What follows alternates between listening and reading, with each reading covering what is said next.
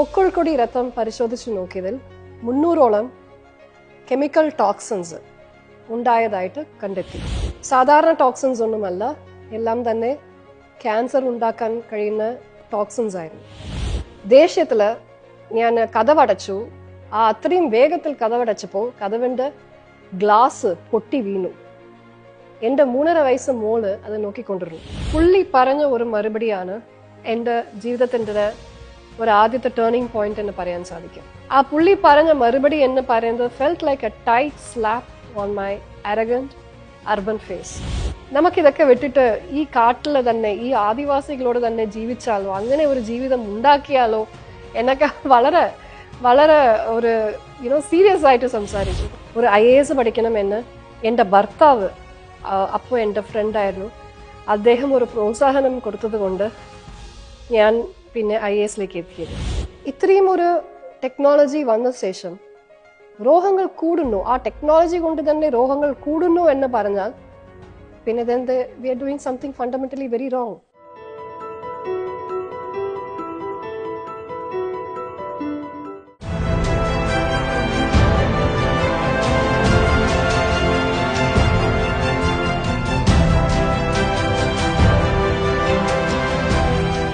നമസ്കാരം. ഇങ്ങനെ ഒരു അവസരം സഭ TV കൊടുത്തതിന് ആദ്യം തന്നെ ഞാൻ നന്ദി അറിയിക്കുകയാണ്. എന്നോട് നമ്മുടെ നിയമസഭ ഉദ്യോഗസ്ഥന്മാർ ബന്ധപ്പെട്ടപ്പോൾ എൻ്റെ book the school of life അതിനെക്കുറിച്ച് അതിൽ സംസാരിക്കുന്ന പല കാര്യങ്ങളും കുറിച്ച് സംസാരിക്കാനും വിശദീകരിക്കാനുമാണ് അഭ്യർത്ഥിച്ചത്. അപ്പോൾ ഈ ബുക്ക് എന്ന് പറയുന്നത് ഞാൻ എഴുതിയതിൻ്റെ പ്രധാന കാരണം, ശരിക്കും നമ്മളിപ്പോൾ നമ്മുടെ ലോകമെമ്പാട് കാര്യങ്ങൾ നോക്കുമ്പോൾ ഒരു സൈഡ് നമ്മുടെ കാലാവസ്ഥ വ്യതിയാനം എന്ന് പറയുന്നത് നമ്മുടെ മുൻപിലുള്ള ഏറ്റവും വലിയ പ്രതിസന്ധിയായിട്ട് മാറുന്നുണ്ട്. അതുപോലെ തന്നെ പല പ്രശ്നങ്ങളും ഒരു രീതിയിൽ നോക്കിയാൽ കൂടിക്കൊണ്ടുവരുന്നു, പക്ഷേ കുറയുന്നില്ല. എൻ്റെ ഒരു ജീവിതം, എൻ്റെ ഒരു ജീവിതത്തിൻ്റെ ഉദ്ദേശ ലക്ഷ്യം എന്ന് നോക്കിയാൽ ചെറുപ്പകാലം തൊട്ട് ഈ സമൂഹത്തിന് എന്തെങ്കിലും ചെയ്യാൻ പറ്റുന്ന ഒരു ജോലി തിരഞ്ഞെടുക്കണം, അത്തരം ഒരു പൊസിഷനിലേക്ക് വരാൻ പറ്റുന്ന ഒരു വ്യക്തിയാവണം എന്നത് എനിക്ക് ചെറുപ്പകാലം തൊട്ടേ ഉണ്ടായിരുന്നു. എല്ലാവരും ചോദിക്കും ആ ഒരു തോന്നൽ എന്തുകൊണ്ട് വന്നു എന്ന്. ശരിക്കും എനിക്കത് ഓർമ്മയില്ല ആ തോന്നൽ എങ്ങനെ വന്നു എന്ന്. പക്ഷേ അത് എങ്ങനെയോ ചെറുപ്പകാലം തൊട്ട് അങ്ങനെ ഒരു തോന്നൽ ഉണ്ടായി. അപ്പോൾ ആ ഒരു ചെറിയ കുട്ടിക്ക്, ഒരു 8ാം ക്ലാസ് 9ാം ക്ലാസ് പഠിക്കുന്ന കുട്ടിക്ക് മേ ബി അഫ്കോഴ്സ് ഒരു പോപ്പുലർ റൂട്ട് എന്ന് പറയുന്നത് പോളിറ്റിക്സ് ആയിരിക്കും. പക്ഷേ ഞങ്ങളുടെ കുടുംബം എന്ന് പറയുന്നത് അത്രയും ഒരു പൊളിറ്റിക്കൽ ബാക്ക്ഗ്രൗണ്ട് ഉണ്ടായിരുന്ന കുടുംബമൊന്നുമല്ല. It was a regular Tamil middle class family ആയിരുന്നു. അപ്പോൾ in a way I was a nobody. അപ്പോൾ എന്തെങ്കിലും നമുക്ക് സമൂഹത്തിന് ചെയ്യാൻ പറ്റുന്ന ഒരു പൊസിഷനിലേക്ക് വരണമെങ്കിൽ I should become a somebody എന്ന രീതിയിൽ ഞാൻ ആലോചിച്ചു. അങ്ങനെ ഒരു 13-14 വയസ്സ് കുട്ടിക്ക് തോന്നിയതെന്ന് വെച്ചാൽ, ഓക്കെ, ആദ്യം ഒരു ഡോക്ടറാവാം. ഡോക്ടറായി കഴിഞ്ഞാൽ ജനങ്ങൾക്ക് സേവനം മാത്രമല്ല, പക്ഷേ ഒരു നോബഡി എന്ന നിലയിൽ നിന്ന് കുറച്ചും കൂടി ഒരു ചെറിയ സംബടി ആവാൻ പറ്റും എന്ന ഒരു തോന്നൽ ഉണ്ടായിരുന്നു. അതുകൊണ്ടാണ് എൻ്റെ സ്കൂൾ ഡേയ്സിലെ ഇമ്മീഡിയറ്റ് ഒരു ലക്ഷ്യം എന്ന് പറയുന്നത് മെഡിസിൻ ചെയ്യണമെന്ന് വന്നതാണ്. അപ്പോൾ മെഡിക്കൽ കോളേജിലേക്ക് എത്തി. മെഡിക്കൽ കോളേജിലേക്ക് എത്തിയ ശേഷം ഒരു രീതിയിൽ അവിടുത്തെ ഒരു എക്സ്പോഷർ, ഒരു ഗവൺമെൻറ് ജനറൽ ഹോസ്പിറ്റൽ, അതായത് ഞാൻ പഠിച്ച ഒരു ഗവൺമെൻറ് ജനറൽ ഹോസ്പിറ്റൽ എന്ന് പറയുന്നത് ചെന്നൈയിൽ ഏറ്റവും വലിയ ഒരു ഹോസ്പിറ്റലായിരുന്നു. ഞാൻ പഠിച്ച സമയത്ത് ശരിക്കും അത് ഏഷ്യാവിൻ്റെ ലാർജസ്റ്റ് അക്കോമഡേഷൻ എന്നൊക്കെയാണ് പറയപ്പെട്ടത്. അപ്പോൾ അത്രയും ഒരു ടേർഷറി സെറ്റപ്പിൽ ഒരുപാട് ആൾക്കാർ തമിഴ്നാട് ഒട്ടാകെ, അതുപോലെ തന്നെ ഈവൻ ആന്ധ്രാവിൽ നിന്നും പല രോഗികൾ അവിടെ എത്തിച്ചേരാറുണ്ട്. ആൻഡ് വരുന്നവരെല്ലാം തന്നെ എക്കണോമിക്കലി ചലഞ്ച്ഡ് സിറ്റുവേഷനിൽ നിന്ന് വരുന്നവർ കൊണ്ട് പല ഇത്തരം വിഭാഗത്തിൽ നിന്ന് വരുന്ന ആൾക്കാരോട് നേരിട്ട് സംസാരിക്കുകയും അവരുടെ പ്രശ്നങ്ങൾ മനസ്സിലാക്കുകയും ചെയ്തപ്പോഴാണ് നമുക്ക് ഡോക്ടറായിരുന്നാൽ രോഗങ്ങൾ മാത്രമല്ല പരിഹരിക്കാൻ പറ്റും, പക്ഷേ ആ രോഗത്തിൻ്റെ അടിസ്ഥാനപരമായ പല പ്രശ്നങ്ങളുണ്ട്, ആ പ്രശ്നങ്ങൾ പരിഹരിക്കാൻ പറ്റത്തില്ലല്ലോ എന്ന് പറഞ്ഞിട്ടാണ് പിന്നെ ഒരു IAS പഠിക്കണമെന്ന് എൻ്റെ ഭർത്താവ്, അപ്പോൾ എൻ്റെ ഫ്രണ്ടായിരുന്നു, അദ്ദേഹം ഒരു പ്രോത്സാഹനം കൊടുത്തത് കൊണ്ട് ഞാൻ പിന്നെ IASലേക്ക് എത്തിയത്. അപ്പോൾ IASലേക്ക് എത്തിയ ശേഷവും എപ്പോഴും ഈ തോന്നലാണ്, എന്തെങ്കിലും നമ്മളെ കൊണ്ട് ചെയ്യാൻ പറ്റുന്നത് നമ്മൾ ചെയ്യണം, സമൂഹത്തിന് വേണ്ടി ചെയ്യണം, ഈ ലോകം മെച്ചപ്പെടാനും ജനങ്ങളുടെ ജീവിതം മെച്ചപ്പെടാനും എന്തെങ്കിലും ചെയ്യണം എന്നതാണ് ഒരു തോന്നൽ ഉണ്ടായിരുന്നു. ആ ഒരു തോന്നൽ നിരന്തരം അപ്പോൾ തൊട്ട് ഇപ്പോൾ വരെ ഇന്നത്തെ ദിവസം വരെ ഇപ്പോഴും ഉണ്ട്, ഇനിയും ഉണ്ടാവും എന്നാണ് ഞാൻ കരുതുന്നത്. ആൻഡ് അങ്ങനെ വരുമ്പോൾ ആദ്യം എനിക്ക് പോസ്റ്റിംഗ് കിട്ടുന്നത് മധ്യപ്രദേശിലാണ്. എൻ്റെ ഒരു കാഡർ മധ്യപ്രദേശ് ആയിരുന്നു. അപ്പോൾ 2009 ട്രെയിനിങ്ങിൻ്റെ ഭാഗമായിട്ട് അസിസ്റ്റന്റ് കളക്ടർ ആൻഡ് ട്രെയിനിങ് എന്ന് എനിക്ക് ആദ്യം പോസ്റ്റിംഗ് കിട്ടിയത് ഷഹഡോൾ എന്ന് പറയുന്ന ഒരു ജില്ലയായിരുന്നു മധ്യപ്രദേശിൽ. അത് ഛത്തീസ്ഗഡ് ബോർഡർ അടുത്തുള്ള ഒരു ജില്ലയായിരുന്നു. മധ്യപ്രദേശ്, ഛത്തീസ്ഗഡ് ഇതെല്ലാം തന്നെ നോക്കിയാൽ എല്ലാം തന്നെ വളരെ ട്രൈബൽ പോപ്പുലേഷൻ ഡോമിനേറ്റ് ചെയ്യുന്ന സംസ്ഥാനങ്ങളാണ്. മനോഹരമായ കാടുകൾ ഉണ്ടാവുന്ന സ്ഥലമാണ്. സെൻട്രൽ ഇന്ത്യൻ ഫോറസ്റ്റ് എന്ന് പറയപ്പെടുന്ന അവിടുത്തെ കാട്ടിനടുക്കാണ് എനിക്ക് പോസ്റ്റിംഗ് കിട്ടിയത്. അവിടെ കാട്ടിന് ചുറ്റും കാടാണ്, പക്ഷേ അവിടെ ഈ ജില്ലകൾ എന്ന് പറയുന്നത് ചെറുതായിട്ട് വികസിതമായിട്ട് ഉണ്ടായിട്ടുണ്ട്. എന്നാലും ശരിക്കും ബേസിക്കലി ഇതെല്ലാം തന്നെ it's located in and around the central Indian forest. അപ്പോൾ അങ്ങനെ ആദിവാസികൾ കൂടുതൽ പോപ്പുലേഷൻ ഉണ്ടായിരുന്ന ഒരു സ്ഥലമാണ് ഷഹഡോൾ എന്ന് പറയുന്നത്. പ്രത്യേകിച്ച് ആ ഒരു ഏരിയയിലെ ബേഗ എന്ന് പറയുന്ന ആദിവാസികളാണ് കൂടുതൽ ഉണ്ടായിരുന്നത്. അപ്പം ഞാൻ ഒരു യുവ IAS ഓഫീസറായിട്ട് സൗത്ത് ഇന്ത്യയിൽ നിന്ന് അതും ഞാൻ ചെന്നൈ പോലുള്ള ഒരു വലിയ ഒരു മെട്രോപൊളിറ്റൻ സിറ്റിയിലാണ് എൻ്റെ most of the formative years ഉണ്ടായത് എന്ന് പറയുന്നത് ഒരു ചെന്നൈ പോലെ ഒരു മെട്രോപൊളിറ്റൻ സിറ്റിയിലാണ്. അപ്പൊ അത്തരം സിറ്റിയിൽ നിന്ന് ഇങ്ങനെ ഒരു കാട്ടിനിടയ്ക്കുള്ള ഒരു ജില്ലയിലേക്ക് പോസ്റ്റിംഗ് ചെയ്തപ്പോൾ ഒരുപാട് വിഷമം ഉണ്ടായിരുന്നു. ഇൻ ദ സെൻസ് എനിക്ക് ഭാഷ അറിയത്തില്ല, അവിടുത്തെ സംസ്കാരം വളരെ വ്യത്യാസമാണ്, ഇഡ്ലിക്ക് പകരം എല്ലാവരും റോട്ടി കഴിക്കും. അങ്ങനെയുള്ള വലിയ ഒരു മാറ്റം വന്നപ്പോഴത്തേക്കും കുറച്ച് ഒരു വിഷമം ഉണ്ടായിരുന്നു. But on the other hand അങ്ങനെ ഒരു ലോകം എനിക്ക് കാണാൻ കിട്ടിയപ്പോൾ കുറച്ചും കൂടി എക്സൈറ്റ്മെന്റും ഉണ്ടായിരുന്നു. ഇത്രയും മനോഹരമായ കാടുകൾ, ഇത്രയും മനോഹരമായ ഒരു സ്ഥലം. ശരിക്കും മധ്യപ്രദേശ് എന്ന് പറയുന്നത് വളരെ മനോഹരമായ സ്ഥലം. എത്രമാത്രം കേരളം മനോഹരമാണോ അത്രമാത്രം മധ്യപ്രദേശും ഒരു മനോഹരമായ സ്ഥലമാണ്. അപ്പൊ അങ്ങനെ ഞാൻ എൻ്റെ പരിശീലനം തുടങ്ങുമ്പോൾ അവിടുത്തെ കളക്ടർ ഓഫീസ് സ്റ്റാഫിനോടൊക്കെ സംസാരിക്കുമ്പോഴെല്ലാം ഈ ബേഗാസിനെ കുറിച്ച് കൂടുതൽ മനസ്സിലാക്കാൻ സാധിച്ചു. അപ്പൊ ഇവരോടൊക്കെ സംസാരിക്കുമ്പോഴെല്ലാം ഞാൻ മനസ്സിലാക്കിയത് അവർ പറയുന്നതെന്ന് വെച്ചാൽ പലരും ഈ ബേഗ സമൂഹത്തിൽ പെട്ട പല ആദിവാസികളും ഇപ്പോഴും 5000-10,000 വർഷം മുൻപ് എങ്ങനെ ജീവിച്ചു കൊണ്ടിരുന്നോ അതേ ജീവിത ഒരു ആ ഒരു ലൈഫ് സ്റ്റൈലിലാണ് ഇപ്പോഴും ജീവിക്കുന്നതായിട്ട് ഞാൻ മനസ്സിലാക്കി. എനിക്കത് വിശ്വസിക്കാൻ പറ്റിയിട്ടില്ല.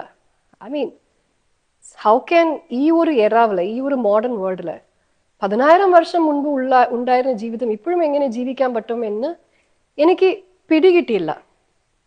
അപ്പോഴത്തേക്കും എൻ്റെ ഒരു ക്യൂരിയോസിറ്റി ഒക്കെ കണ്ടിട്ട് വെരിയർ എൽവിൻ എന്ന് പറയുന്ന ഒരു ബ്രിട്ടീഷ് ആന്ത്രപ്പോളജിസ്റ്റ് എഴുതിയ ബുക്ക് 1948 ദ ബേഗാസ് എന്ന് പറഞ്ഞിട്ട് ഒരു ബുക്ക് എല്ലാവരും റെക്കമെൻഡ് ചെയ്തിരുന്നു. പിന്നെ അത് ഞങ്ങളുടെ ജില്ലാ ലൈബ്രറിയിൽ ഉണ്ടായിരുന്നു. അപ്പോൾ ആ ബുക്ക് എടുത്തു മുഴുവൻ വായിച്ചു. And I got fascinated by the description that Verrier Elwin had given about Baigas. 1948 എഴുതിയ ബുക്കാണ്. But I was fascinated to understand the document about Begas. അപ്പോഴത്തേക്കും എനിക്ക് ക്യൂരിയോസിറ്റി പല റെട്ടിപ്പ് കൂടിപ്പോയി. അപ്പോൾ തന്നെ ജില്ലകളിലെ പല സ്ഥലങ്ങളിലും പോയി ബേഗ സമൂഹത്തിൽപ്പെട്ടവരെല്ലാവരെയും ഞാൻ കണ്ടിരുന്നു. പക്ഷേ മിക്കവാറും അവരൊക്കെ റീഹാബിലിറ്റേറ്റഡ് വില്ലേജസിലാണ് ഉണ്ടായിരുന്നത്. കാരണം ഈ ഡാം പ്ലസ് മൈനിങ് പ്രോജക്ട്സിൽ നിന്ന് ഡിസ്പ്ലേസ് ആയ ട്രൈബൽസ് അവിടെ മാറ്റി പാർപ്പിച്ചിട്ടുണ്ടായിരുന്നു. എന്നിട്ട് അപ്പൊ ആ പാർപ്പിച്ച ഗ്രാമങ്ങളിലാണ് ഞാൻ പോയി കണ്ടത്. അപ്പൊ അവിടെ ഈ ലൈഫ് സ്റ്റൈൽ എന്ന് പറയുന്നത് ഉണ്ടായിരുന്നില്ല. അപ്പൊ ഞാൻ ചോദിച്ചു, നിങ്ങൾ പറയുന്നത് പോലെ ഒന്നും ഇവിടെ ഇല്ലല്ലോ എന്ന് ചോദിച്ചു. അപ്പൊ അവർ പറഞ്ഞു, മാഡത്തിന് അത്രയും ഇൻട്രസ്റ്റ് ആണെങ്കിൽ ശരിക്കും അവരുടെ ഒരു ഒറിജിനൽ ഹാബിറ്റാറ്റ്, അതായത് കാട്ടിൽ തന്നെ ജീവിക്കുന്ന ബേഗാസ് കാണണമെങ്കിൽ ബേഗാചക് എന്ന് പറയുന്ന ഒരു ജില്ലയ്ക്ക് പോയി, ഒരു സ്ഥലത്തേക്ക് പോയി പഠിക്കാൻ പറഞ്ഞു. അപ്പൊ ആ ഒരു സ്ഥലം എന്ന് പറയുന്നത് എൻ്റെ ജില്ലയിലായിരുന്നില്ല, അത് ഡിൻഡോറി എന്ന് പറഞ്ഞ് മറ്റൊരു ജില്ലയിലായിരുന്നു. സോ സാധാരണ പ്രൊബേഷണേഴ്സ് എന്ന് പറയുന്നത് ആ ജില്ലയിൽ മാത്രമേ പരിശീലനം ഉണ്ടാവുമായിരിക്കും. പക്ഷെ ഇത് എനിക്ക് പഠിച്ചേ പറ്റൂ എന്ന ഒരു തോന്നൽ ഉണ്ടായിരുന്നു. അപ്പൊ എൻ്റെ ജില്ലാ കളക്ടറിനോട് ഞാൻ പെർമിഷൻ ചോദിച്ചിട്ട്, പിന്നെ ഡിൻഡോറി ജില്ലാ കളക്ടറോട് അഭ്യർത്ഥിച്ചിട്ട് അവിടെ എനിക്ക് ഒരു വിസിറ്റ് ഉണ്ടാവണം എന്ന് അഭ്യർത്ഥിച്ചിട്ട് ഞാൻ ഒരു 2-3 ദിവസം അവിടെ പോയി. ശരിക്കും അവിടെ ഡിൻഡോറി യാത്ര ചെയ്യാൻ തന്നെ കുറേ സമയമെടുക്കും. അപ്പൊ ആകെ 2 ദിവസം ബേഗാചക്കിലേക്ക് എത്തിയ ശേഷം 2 ദിവസം മുഴുവൻ അവിടെ സമയം ചെലവ് ചെയ്യുന്നു. പല ഹാംലെറ്റ്, ചെറിയ ചെറിയ ട്രൈബൽ ഹാംലെറ്റ്സ് പലതും ഉണ്ടായിരുന്നു. ഓരോരോ ഹാംലെറ്റ് ആയിട്ട് പോയി ഞാൻ പഠിക്കാൻ തുടങ്ങി.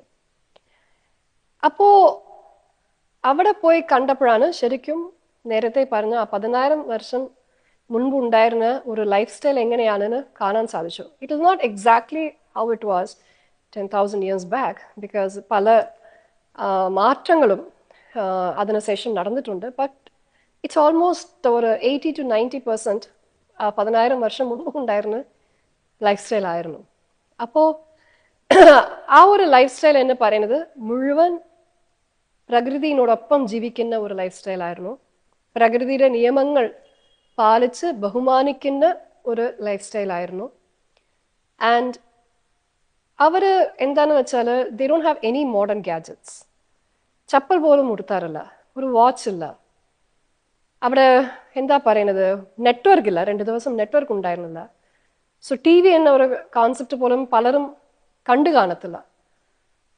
അപ്പോൾ അത് ശരിക്കും 10,000 മുൻപ് അങ്ങനെ ആയിരുന്നു. പക്ഷേ അവരോടൊക്കെ സംസാരിക്കുമ്പോഴെല്ലാം അവരുടെ എന്തോ എനിക്കൊരു തോന്നൽ ഉണ്ടായിരുന്നു. അതായത്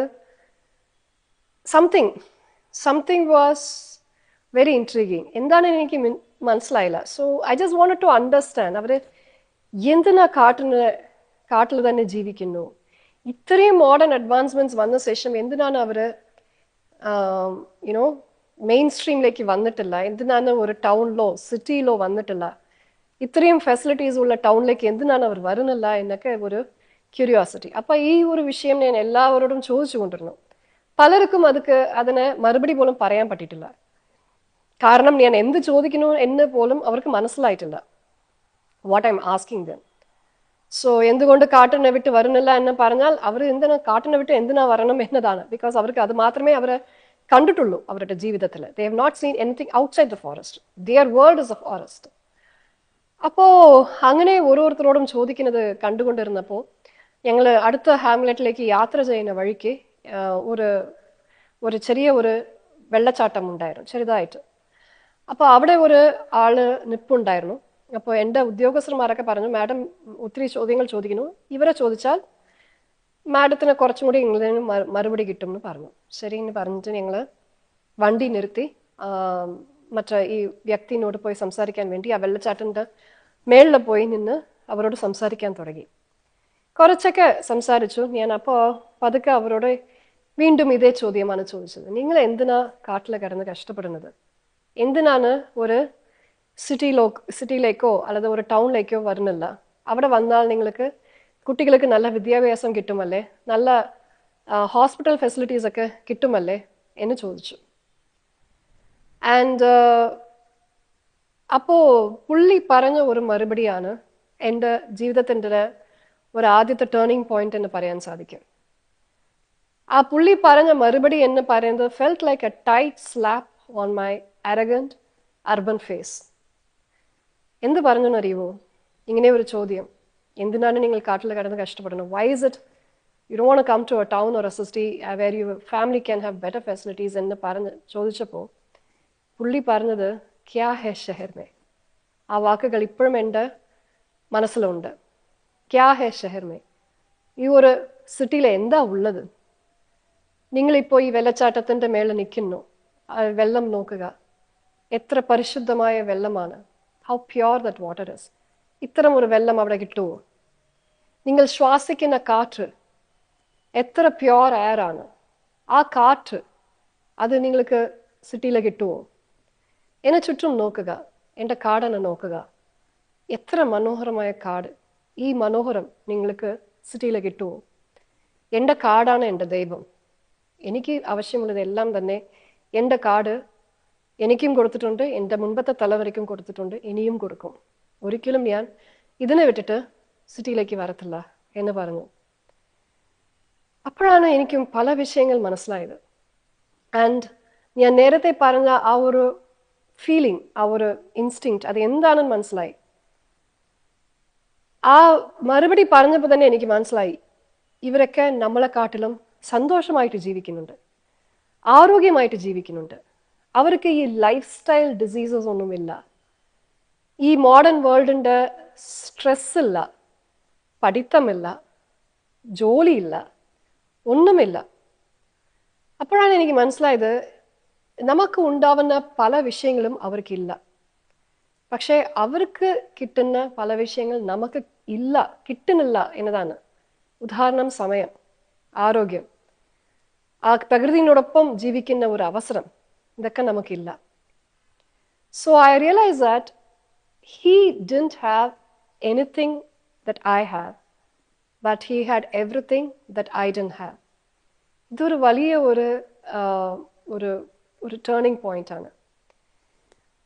In a way, he became, he gave an education which no college of mine, no school of mine, no academy of mine could ever give me. ആ ഒരു ചോദ്യത്തിൽ നിന്ന് വന്ന ഒരു വിദ്യാഭ്യാസം വേറെ എവിടെയും എനിക്ക് കിട്ടിയിട്ടില്ലായിരുന്നു. He change my thinking for ever. ഞാൻ പിന്നെ ഇങ്ങനെ ഒരു മറുപടി പറഞ്ഞപ്പോൾ ഞാൻ ചിരിച്ചു. ഞാൻ ഒന്നും പറഞ്ഞില്ല, ഞാൻ ചിരിച്ചിട്ട് വളരെ നന്ദി നിങ്ങളുടെ സമയത്തേക്ക് എന്ന് പറഞ്ഞിട്ട് ഞാൻ തിരിച്ചു വന്നു. പക്ഷേ അത് വന്ന ശേഷം മുഴുവൻ ചിന്തകളും അങ്ങനെയായിരുന്നു.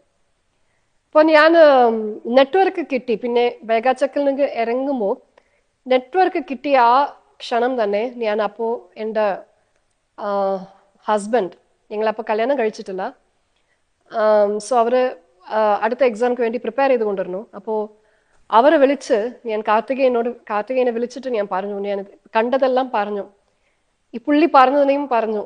അപ്പോൾ both of us felt that നമ്മൾ എന്തിനായി നമ്മുടെ ജീവിതത്തിന് ഇത്രയും കോംപ്ലിക്കേറ്റ് ചെയ്യുന്നത്?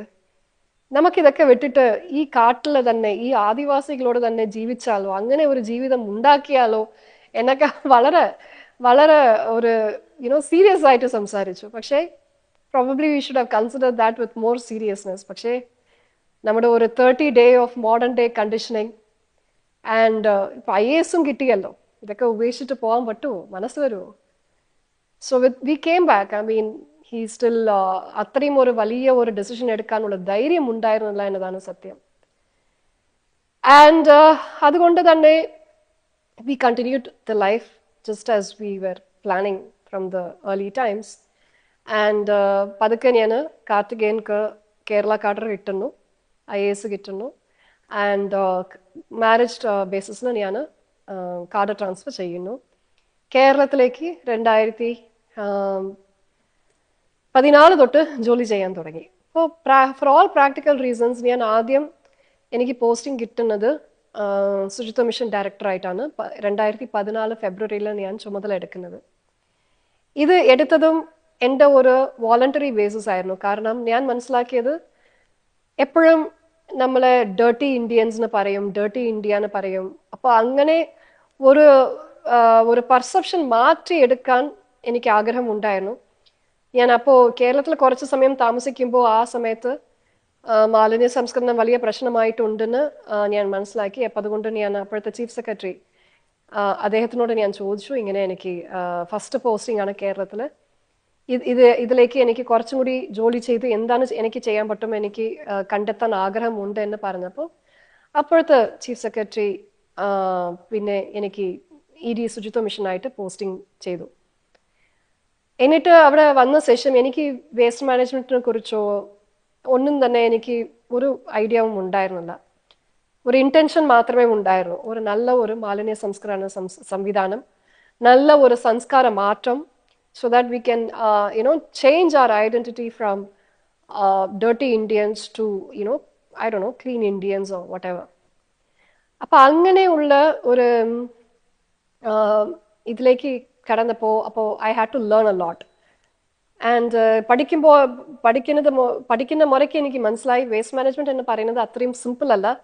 ഇറ്റ്സ് എ വെരി കോംപ്ലിക്കേറ്റഡ് ഫീൽഡാണെന്ന് മനസ്സിലായി.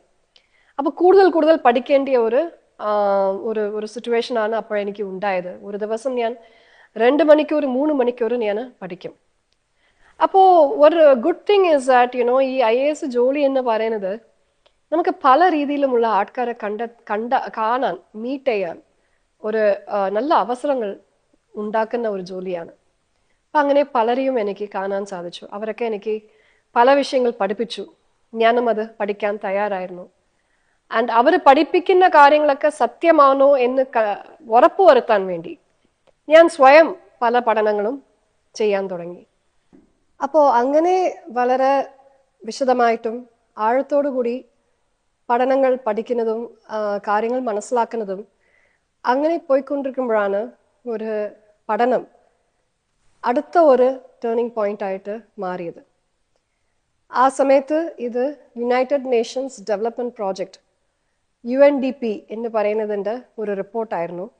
ആ റിപ്പോർട്ട് പറഞ്ഞതെന്ന് വെച്ചാൽ പൊക്കിൾക്കൊടി രക്തം പരിശോധിച്ച് നോക്കിയതിൽ 300ഓളം കെമിക്കൽ ടോക്സിൻസ് ഉണ്ടായതായിട്ട് കണ്ടെത്തി. ഈ ടോക്സിൻസ് എന്ന് പറയുന്നത് മാൻമെയ്ഡ് ടോക്സിൻസ് ആണ്. സാധാരണ ടോക്സിൻസ് ഒന്നുമല്ല. എല്ലാം തന്നെ ക്യാൻസർ ഉണ്ടാക്കാൻ കഴിയുന്ന വളരെ ഗുരുതരമായ പല രോഗങ്ങളും ഉണ്ടാക്കാൻ പറ്റുന്ന ടോക്സിൻസ് ആയിരുന്നു. അപ്പോൾ ഇത് വായിച്ചപ്പോൾ I was completely shocked. കാരണം അപ്പോഴത്തേക്കും എനിക്ക് 2 കുട്ടികൾ ഉണ്ടായിരുന്നു. ആൻഡ് ഈ പഠനം പറഞ്ഞതെന്ന് വെച്ചാൽ പൊക്കിൾക്കൊടി രക്തം മാത്രമല്ല മുലപ്പാൽ വഴിയും ഈ ടോക്സിൻസ് എത്തുന്നതായിട്ട് പറഞ്ഞു. അപ്പോൾ I was giving mother's milk to my son. My son had not completed 1 year at that time. അപ്പോൾ ഇത് വായിച്ചപ്പോൾ ഈ 2 ജീവനുകളെയും എന്തിനാണ് ഈ ഒരു ടോക്സിക് വേൾഡിലേക്ക് കൊണ്ടുവന്നു എന്ന രീതിയിൽ വലിയ ഒരു പേടിയും ഒരു ആങ്സൈറ്റിയും ഒരു ദേഷ്യവും അതുപോലെ തന്നെ ഒരു പാരനോയ എന്ന ഒരു സ്റ്റേജിലേക്ക് ഞാൻ കടന്നുപോയി. I felt very guilty that ഒരു 3 വർഷം മുൻപ് ഇങ്ങനെ ഒരു വിഷയം ഞാൻ അറിഞ്ഞിരുന്നെങ്കിൽ ഈ 2 കുട്ടികളെ, എൻ്റെ മോളെയും എൻ്റെ മോനെയും ഈ ലോകത്തിലേക്ക് വന്നിരിക്കത്തില്ല എന്ന ഒരു തോന്നൽ ഉണ്ടായിരുന്നു. I felt guilty that I brought these 2 lives into this toxic world. അടുത്ത ഒരു വർഷം എന്ന് പറയുന്നത് അഫ്കോഴ്സ് ഈ ഒരു ടോക്സിൻസ് എല്ലാം തന്നെ നമ്മുടെ ഈ ഒരു മോഡേൺ വേൾഡ് ഉണ്ടാക്കിയ ഒരു ടോക്സിൻസ് ആണ്. പക്ഷെ എന്തായാലും എൻ്റെ ഒരു വ്യക്തി എഫേർട്ടിൽ നിൽക്കുന്ന വിഷയമല്ല ഇത്. അപ്പോൾ I also felt like a helpless mother.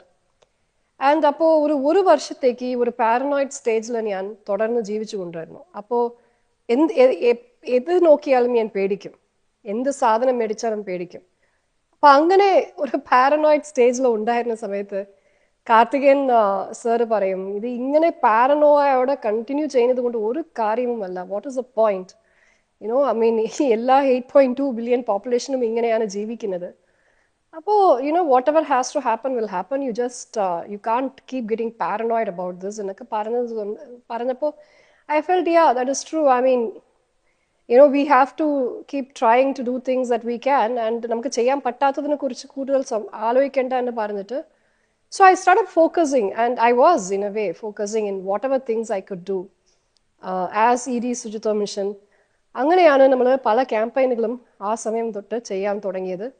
Green protocol അടക്കം ഇങ്ങനെ ഒരു കൾച്ചർ ഓഫ് എക്സസിലാണ് നമ്മളെല്ലാം ജീവിക്കുന്നത്. എന്തിനായാലും മോർ എന്ന് പറയുന്ന ഒരു സംസ്കാരം മാറ്റിയെടുക്കണം. ഇത്തരം മോർ എന്ന് പറയുന്നത് കൊണ്ടാണ് ഇങ്ങനെയുള്ള ഒരു ടോക്സിൻസ് അത്രയും പ്രോഡക്ട്സിനകത്ത് ഇടേണ്ടി വന്നു. അപ്പം അതുകൊണ്ട് ഈ കൾച്ചർ ഓഫ് എക്സസ് കുറയ്ക്കാൻ വേണ്ടിയാണ് ആദ്യഘട്ടമായിട്ട് ഒരു ബേബി സ്റ്റെപ്പായിട്ട് ഗ്രീൻ പ്രോട്ടോകോൾ എന്ന ഇനീഷ്യേറ്റീവ് നമ്മൾ എല്ലാ സ്ഥലത്തും എത്തിയിരുന്നത്. ആൻഡ് അപ്പോൾ തൊട്ട് തന്നെ ഈ ഒരു ചോദ്യം കൂടി ഉണ്ടായിരുന്നു, എങ്ങനെ ഈ ടോക്സിൻസ് ഒക്കെ എത്തുന്നത്. അപ്പൊ ഈ ടോക്സിൻസ് എങ്ങനെ എത്തുന്നു എന്ന് പറഞ്ഞാൽ, നമ്മുടെ ഈ ഒരു കാലഘട്ടത്ത് നമ്മൾ ഉപയോഗിക്കുന്ന എല്ലാത്തിനും ടോക്സിൻസ് ഉണ്ട്. ഞാൻ ഉടുത്തിരിക്കുന്ന ഈ സാരിയിലെ ടോക്സിൻസ് ഉണ്ട്, ഞാൻ ഉപയോഗിക്കുന്ന മൊബൈൽ ഫോണിലും ഉണ്ട്, ലാപ്ടോപ്പിലും ഉണ്ട്, എന്തായാലും ഉണ്ട്, എല്ലാത്തിലും ഉണ്ട്. ടോക്സിൻസ് ഇല്ലാത്ത ഒരു പ്രോഡക്റ്റ് എന്ന് പറയുന്നത് നമ്മുടെ ഈ ഇന്നത്തെ കാലഘട്ടത്തിൽ ഒരു പ്രോഡക്റ്റ് പോലും ഉണ്ടാവില്ല, except probably the organic food products.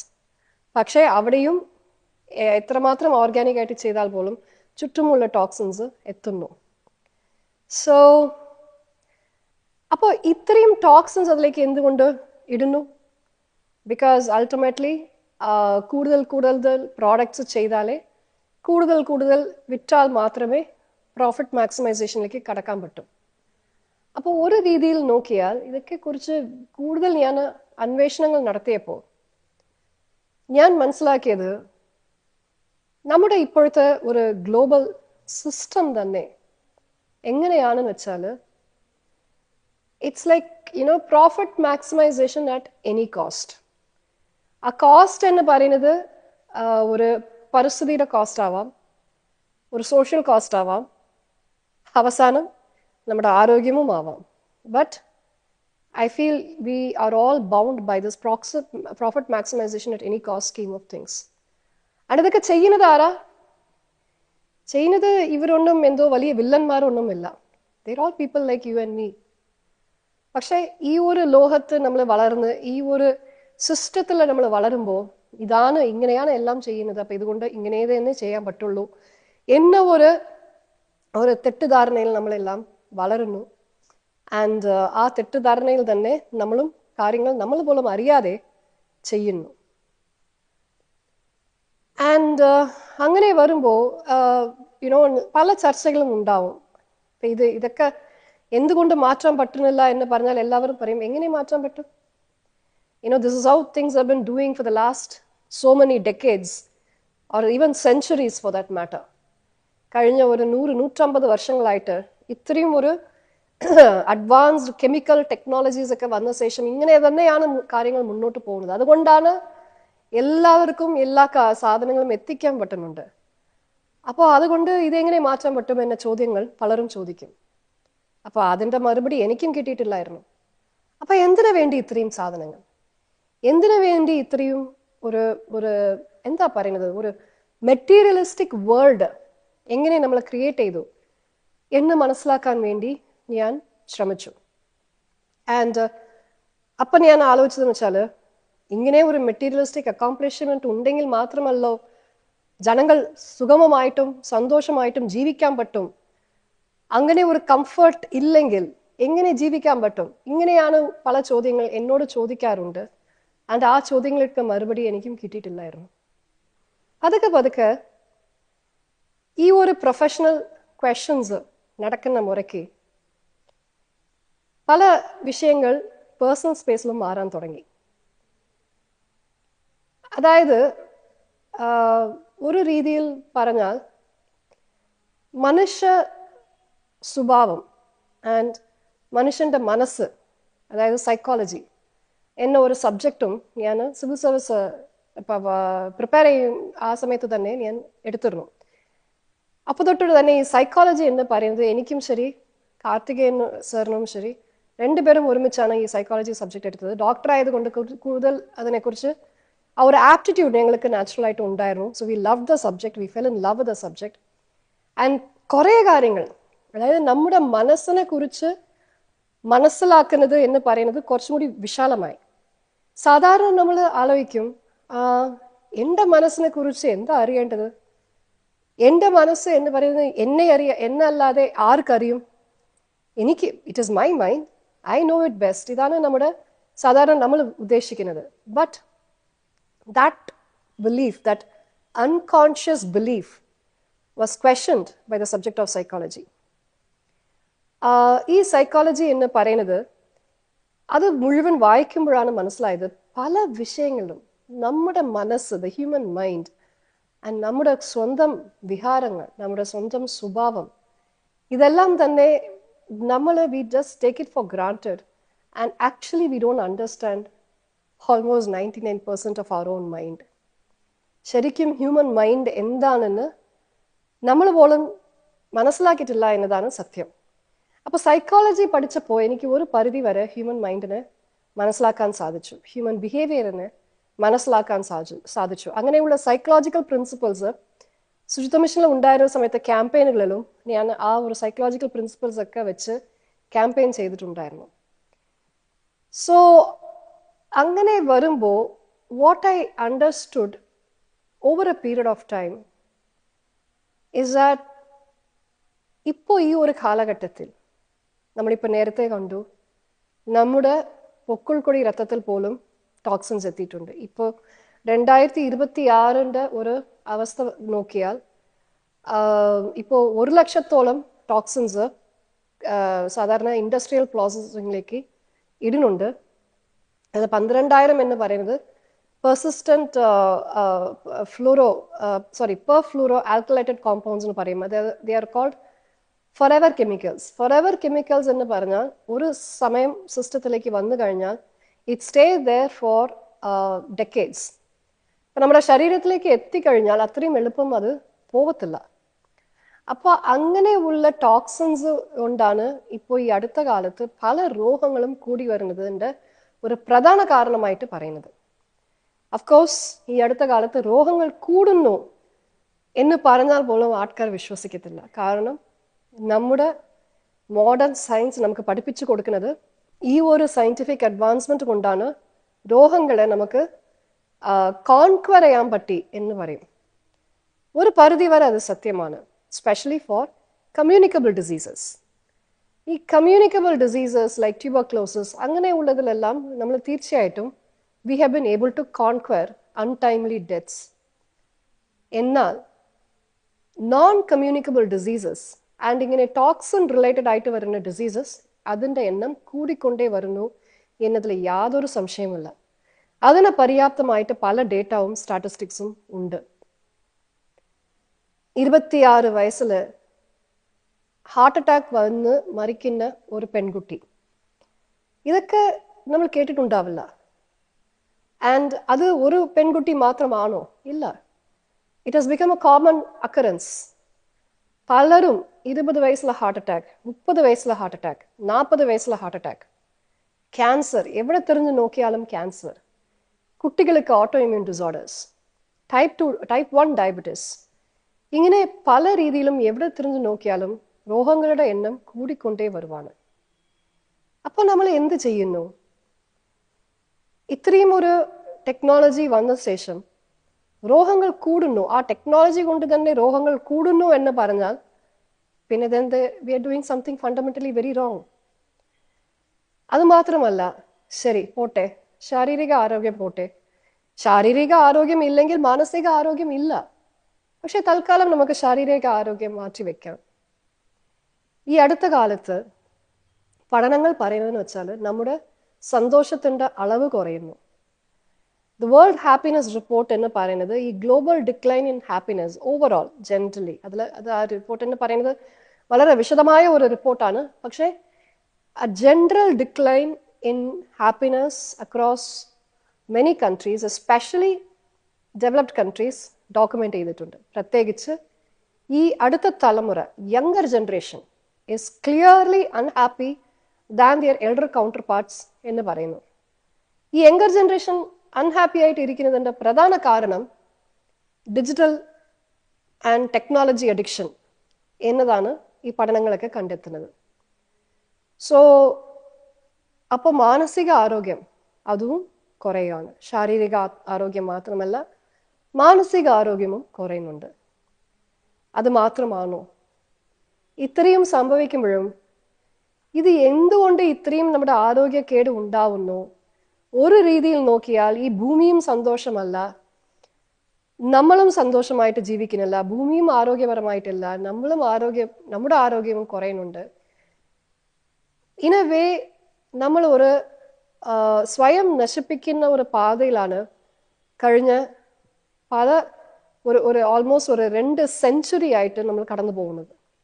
And അപ്പോൾ അങ്ങനെ ഒരു സ്വയം നശിപ്പിക്കുന്ന പാതയിൽ പോകുന്നുണ്ട് എന്ന് പോലും നമുക്ക് we are not able to understand that. അത് മനസ്സിലാക്കാൻ പറ്റുന്നില്ല. ഈ ഒരു സത്യം നമ്മുടെ മുൻപിൽ നിന്ന് ഉറക്കെ പറയുന്നുണ്ട്. It is staring at our face that we are on a self-destructive path, yet we are unable to wake up to the reality. അപ്പോൾ അടുത്ത ചോദ്യങ്ങൾ, എന്തിനാണ് ഇത്രയും സംഭവിക്കുന്നു, ഇത്രയും പഠനങ്ങൾ തെളിയിക്കുന്നു, ഇത്രയും evidence, there is clear evidence, ഇതും സയന്റിഫിക് എവിഡൻസ് ആണ്, there is clear evidence that we are on a self-destructive path. എന്നിട്ടും എന്തിനാണ് നമുക്ക് മാറാൻ സാധിക്കുന്നില്ല? എന്തിനാണ് നമുക്ക്, why is that we are not able to wake up to this reality? Why is that majority of us are, I don't know why is it we are not able to wake up to this reality is a question I had for a very long time. അപ്പോഴാണ് അടുത്ത മറുപടി കിട്ടുന്നത്. അതായത് 1975 നിന്ന് okay, ever since the advent of TV, ലോകമെമ്പാട് ഐക്യവും കുറയുന്നുണ്ട്. പല points, general, global average intelligence scores, average ആണ് ഞാൻ പറയുന്നത്, ആവറേജ് IQ കുറയുന്നുണ്ട്. പക്ഷേ IQ മാത്രമാണോ? ഈ അടുത്ത കാലത്ത് ചിലരൊക്കെ അറിഞ്ഞു കാണും, IQയെ കാട്ടിലും EQ ആണ് വളരെ അത്യാവശ്യം. അതായത് ഇന്റലക്ച്വൽ ഇന്റലിജൻസിനെ കാട്ടിലും ഇമോഷണൽ ഇന്റലിജൻസ് ആണ് ഏറ്റവും കൂടുതൽ അത്യാവശ്യം എന്ന് നമ്മൾ പറഞ്ഞു കാണും. Why is it that emotional intelligence is more important than IQ? വളരെ ചുരുക്കം പറഞ്ഞാൽ, നമ്മുടെ വികാരങ്ങളാണ് നമ്മൾ തെറ്റായ കാര്യങ്ങൾ ചെയ്യുന്നുണ്ടോ ഇല്ല ശരിയായ കാര്യങ്ങൾ ചെയ്യുന്നുണ്ടോ എന്ന് പറഞ്ഞു കൊടുക്കുന്നത്, നമുക്ക് സ്വയം പറഞ്ഞു കൊടുക്കുന്നത്. ഒരു അധ്യാപകർ പോലെ നമുക്ക് അകത്ത് തന്നെ ഉള്ള ഒരു വിഷയം എന്ന് പറയുന്നത് നമ്മുടെ വികാരങ്ങളാണ്, നമ്മുടെ ഇമോഷൻസ്. പക്ഷേ ആ ഒരു emotional intelligence, I always say our emotions are the magnets which set the direction of our moral compass. I always say our emotions are like the magnets that set the direction for our moral compass. ഞാൻ എപ്പോഴും ഇതിനെ ഒരു EPS system എന്നാണ് പറയുന്നത്, അതായത് emotional positioning system, which helps us navigate the ocean of life. പക്ഷേ ഈ ഒരു ഇമോഷണൽ ഇന്റലിജൻസ് ആണ് ഏറ്റവും കൂടുതൽ ഈ അടുത്ത കാലത്ത് കുറയുന്നത്. ഇപ്പോൾ ഈ അടുത്ത കാലത്ത് നിങ്ങൾ നോക്കിയാൽ ഫ്രാൻസ് രാജ്യം 6 വയസ്സ് വരെ ഒരു സ്ക്രീൻ ടൈമും പാടില്ല എന്ന് പറഞ്ഞിട്ടുണ്ട്. സ്ക്രീൻ ടൈം എന്ന് പറയുമ്പോൾ എല്ലാം സ്ക്രീൻ തന്നെയാണ്, TVയും സ്ക്രീനാണ്. സോ 6 വയസ്സ് വരെ സ്ക്രീൻ ടൈമേ പാടില്ല എന്ന് പറയുന്നു. ആൻഡ് ആ റിപ്പോർട്ട് പ്രത്യേകിച്ച് ഒരു വിഷയം പറയുന്നതെന്ന് വെച്ചാൽ, ഇത്രയും കാലം നമ്മുടെ ഓൺ ഇഗ്നറൻസ് കൊണ്ട് ഇത് നമ്മൾ ശ്രദ്ധിക്കാതെ പോയ ഒരു വിഷയമാണ്. പക്ഷെ ഇനിയെങ്കിലും നമ്മുടെ ഇഗ്നറൻസ് ഭാവി തലമുറയെ ബാധിക്കരുത് എന്ന് പറഞ്ഞിട്ടാണ് ഫ്രഞ്ച് ഗവൺമെന്റ് 6 വയസ്സ് വരെ ഉള്ള ഡിജിറ്റൽ എക്സ്പോഷർ വേണ്ട എന്ന ഒരു വളരെ ശക്തമായ ഒരു തീരുമാനം എടുത്തിട്ടുള്ളത്. പക്ഷേ ഇപ്പോഴും നമ്മൾ നമ്മുടെ ഇഗ്നോറൻസ് എന്ന് പറയുന്നത് ഇറ്റ്സ് ജസ്റ്റ് വൺ ആസ്പെക്ട്. ഞാനിത് പറയാനുള്ള ആഗ്രഹം, ഇങ്ങനെ നമ്മൾ എന്താണ് ചെയ്യുന്നു എന്ന് നമ്മൾ മനസ്സിലാക്കാതെയാണ് കാര്യങ്ങൾ മുന്നോട്ട് പോകുന്നത്. അതിൻ്റെ എവിഡൻസ് വരുമ്പോഴത്തേക്കും it becomes A bit late. അപ്പോഴത്തേക്കും ഈ EQയുടെ ഡാമേജും IQയുടെ ഡാമേജും സംഭവിച്ചു കഴിഞ്ഞു. പ്രോബബ്ലി പിന്നീടാണ് എനിക്ക് മനസ്സിലായത്, ഈ declining intelligence is also one of the reasons we are unable to wake up to the reality of what's happening to us. പക്ഷേ അത് മാത്രമല്ല പ്രശ്നം. പല കാരണങ്ങൾ പറയാം, ഇതെല്ലാം ഞാൻ വളരെ വിശദമായിട്ട് എൻ്റെ ബുക്കിൽ സംസാരിച്ചിട്ടുണ്ട്. പക്ഷേ നമ്മളിപ്പോൾ ഒരു ചുരുക്കമായിട്ട് പറയണമെങ്കിൽ, ഈ ഒരു കോമ്പറ്റിറ്റീവ് കൺസ്യൂമറിസ്റ്റ് വേൾഡ്, അത് അവരുടെ ഒരു രീതി എന്ന് പറയുന്നത്, it has started defining what success is all about. അത് എങ്ങനെ തുടങ്ങിയെന്ന് വെച്ചാൽ ഒരു ഉദാഹരണം എടുക്കാം. ഈ ഇൻഡസ്ട്രിയൽ റെവല്യൂഷൻ എന്ന് പറയുന്നത് നമ്മുടെ മനുഷ്യ ചരിത്രത്തിൽ ഒരു വലിയ ടേണിംഗ് പോയിന്റ് ആണ്. ഇൻഡസ്ട്രിയൽ റെവല്യൂഷനിൽ എന്ത് സംഭവിച്ചെന്ന് വെച്ചാൽ നമ്മുടെ capacity, human capacity four technology, അത് പെട്ടെന്ന് ഒരു ജമ്പ് ഉണ്ടായിരുന്നു. അപ്പോൾ ഈ ടെക്നോളജി ഒരു ജമ്പ് ഉണ്ടായിരുന്ന സമയത്ത് നമ്മുടെ capacity to manufacture a lot of products അതും കൂടിയിരുന്നു. അപ്പോൾ ഇപ്പം ഞാനിവിടെ ഒരു ചെയറിൽ ഇരുന്നിട്ടാണ് ഈ ഒരു വീഡിയോ സംസാരിക്കുന്നത്. പക്ഷേ ഇപ്പം ഞാൻ നിങ്ങളോട് ഒരു ചോദ്യം ചോദിക്കുകയാണ്. ചെയറിൽ ഇരിക്കുന്നതാണോ ആരോഗ്യം, അല്ലത് താഴെ ഇരിക്കുന്നതാണോ ആരോഗ്യം? സാധാരണ ഇങ്ങനെ ഒരു ചോദ്യം എല്ലാവരും ചോദിക്കുമ്പോൾ പലരും, മിക്കവാറും ആൾക്കാരും തറയിൽ ഇരിക്കുന്നതാണ് ആരോഗ്യം എന്ന് പറയും. അപ്പൊ തറയിൽ ഇരിക്കുന്നതാണ് ആരോഗ്യം എന്ന് പറഞ്ഞാൽ എങ്ങനെ നമ്മൾ ചെയറിൽ ഇരിക്കാൻ തുടങ്ങിയത്? അത് നമ്മൾ ചോദിച്ചു നോക്കിയാൽ, ഈ ഇൻഡസ്ട്രിയൽ റെവല്യൂഷൻ സമയത്ത് പണ്ടൊക്കെ, അതിന് മുൻപ്, ഇൻഡസ്ട്രിയൽ റെവല്യൂഷൻ മുൻപ് ഒരു ചെയർ ഉണ്ടാക്കണമെങ്കിൽ നമുക്ക് കുറഞ്ഞത് ഒരു മാസമെങ്കിലും എടുക്കും. ഒരു മരത്തിന് കട്ട് ചെയ്യാനും, പിന്നെ ആ കട്ട് ചെയ്ത മരത്തിന് ട്രാൻസ്പോർട്ട് ചെയ്യാനും, പിന്നെ അതിനുശേഷം അത് ചെയർ ഉണ്ടാക്കാനും നമുക്ക് കുറഞ്ഞത് ഒരു മാസമെങ്കിലും നമുക്ക് എടുക്കും. ഒരു മരത്തിനെ വെട്ടാൻ തന്നെ മിനിമം ഒരാഴ്ചയോ അല്ലെങ്കിൽ മിനിമം ഒരു 2-3 ദിവസങ്ങളെങ്കിലും എടുക്കും. ഒരു ആക്സ് വെച്ചതാണ് കട്ട് ചെയ്ത് കൊണ്ടിരുന്നത്. പക്ഷെ ടെക്നോളജി വന്നപ്പോഴത്തേക്കും ഇപ്പോൾ എത്ര വലിയ മരമായാലും 3-4 സെക്കൻഡ് മതി. വി ക്യാൻ ഒരു ആഴ്ചയിൽ ഒരു കാട്ടിനെ തന്നെ നമുക്ക് നശിപ്പിക്കാൻ സാധിക്കും. അത്രയ്ക്കും ഒരു ടെക്നോളജിക്കൽ ഗ്രോത്ത് വന്നു. അപ്പൊ എന്ത് സംഭവിച്ചു? ഇത്തരം വെട്ടിച്ചായ്ക്കുന്ന മരങ്ങളെ കൊണ്ട് ചെയർ ഉണ്ടാക്കുന്ന കപ്പാസിറ്റിയും കൂടി. പക്ഷെ പണ്ട് ആരും ചെയറിൽ ഇരിക്കുന്ന ആ ഒരു ശീലം ഉണ്ടായിരുന്നില്ല, ആ ഒരു സംസ്കാരം ഉണ്ടായിരുന്നില്ല. Probably only the royalty were able to sit on a chair. പക്ഷേ ഒത്തിരി ചെയറുകൾ ഉൽപ്പന്നം ചെയ്യാൻ തുടങ്ങി. അപ്പൊ താഴെ ഇരിക്കുന്നവരെ എങ്ങനെ മേളിലേക്ക് ഇരിക്കാൻ പറ്റും?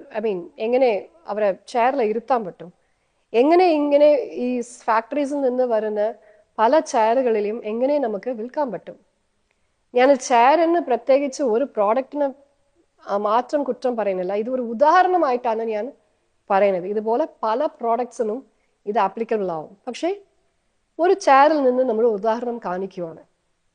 അപ്പോൾ ഇങ്ങനെ ആ ഒരു ഇൻഡസ്ട്രിയൽ റെവല്യൂഷൻ സമയത്ത് പല ചെയറുകളും ഉൽപ്പന്നം ഉണ്ടായപ്പോൾ എങ്ങനെയെങ്കിലും അത് വിൽക്കണ്ടേ, അല്ലെങ്കിൽ പ്രോഫിറ്റും ഉണ്ടാവില്ല. അപ്പൊ എങ്ങനെ വിൽക്കും? അപ്പോഴാണ് ഈ ഒരു മാർക്കറ്റിംഗ് വേൾഡ് അല്ലെങ്കിൽ ഒരു അഡ്വർടൈസ്മെന്റ് വേൾഡ് എന്ന ഒരു വിഷയം തുടങ്ങുന്നത്. അപ്പോൾ ഈ മാർക്കറ്റിംഗ് വേൾഡ് എന്ന് തുടങ്ങുന്നത് അപ്പോഴാണ്. അതായത് ഏകദേശം ഒരു 3 സെഞ്ചുറീസ് ബാക്ക് ആണ് ശരിക്കും. അതിന് മുൻപേ ഉണ്ടായിരുന്നു, that's what I understand, but it became very popular with around 3 centuries back at the time of industrial revolution. അപ്പോൾ എന്ത് സംഭവിക്കും? they will come and tell us എന്താണ് ഈ ചെയർ എന്ന് പറയുന്നത്, they will let you desire for the chair. അതായത് ചെയറിൽ ഇരിക്കുന്നത് വളരെ മനോഹരമാണ്, ഇറ്റ്സ് സോ കംഫർട്ടബിൾ, വളരെ സ്റ്റൈലിഷ് ആണ്, നിങ്ങൾ എല്ലാവർക്കും വളരെ അഭിമാനത്തോടു കൂടി കാണിക്കാം ഇങ്ങനെ ഒരു ചെയർ നമ്മുടെ വീട്ടിനകത്തുണ്ട് എന്ന് അഭിമാനത്തോട് കാണിക്കാം എന്നൊക്കെ പറഞ്ഞിട്ട് നമ്മളെ കൺവിൻസ് ചെയ്യിപ്പിക്കും. ഇതിൽ എന്താണെന്ന് വെച്ചാൽ നമ്മുടെ തലച്ചോറ് എങ്ങനെയാണ്, അവിടെയാണ് ഈ സൈക്കോളജി പഠിച്ചത് എനിക്ക് ഗുണമുണ്ടായി. നമ്മുടെ തലച്ചോറ് എങ്ങനെ വയറായിട്ടുണ്ടെന്ന് വെച്ചാൽ, ഒരു human brain, the way it is wired is that. ഈ ഒരു ഉദാഹരണം പറഞ്ഞാൽ, വെള്ളം അറിയും, റൈറ്റ്? ഇപ്പൊ വെള്ളം നമ്മൾ ഒരു സ്റ്റാർ കേസിൽ ഒഴിക്കുന്നുണ്ടെന്ന് വിചാരിക്കുക. ആ സ്റ്റാർ കേസിൽ ഒഴിക്കുന്ന വെള്ളം എങ്ങനെ വരും? സ്റ്റാർ കേസിന്റെ താഴോട്ട് വരും, റൈറ്റ്? മേളിലോട്ട് പോകത്തില്ല. വൈ?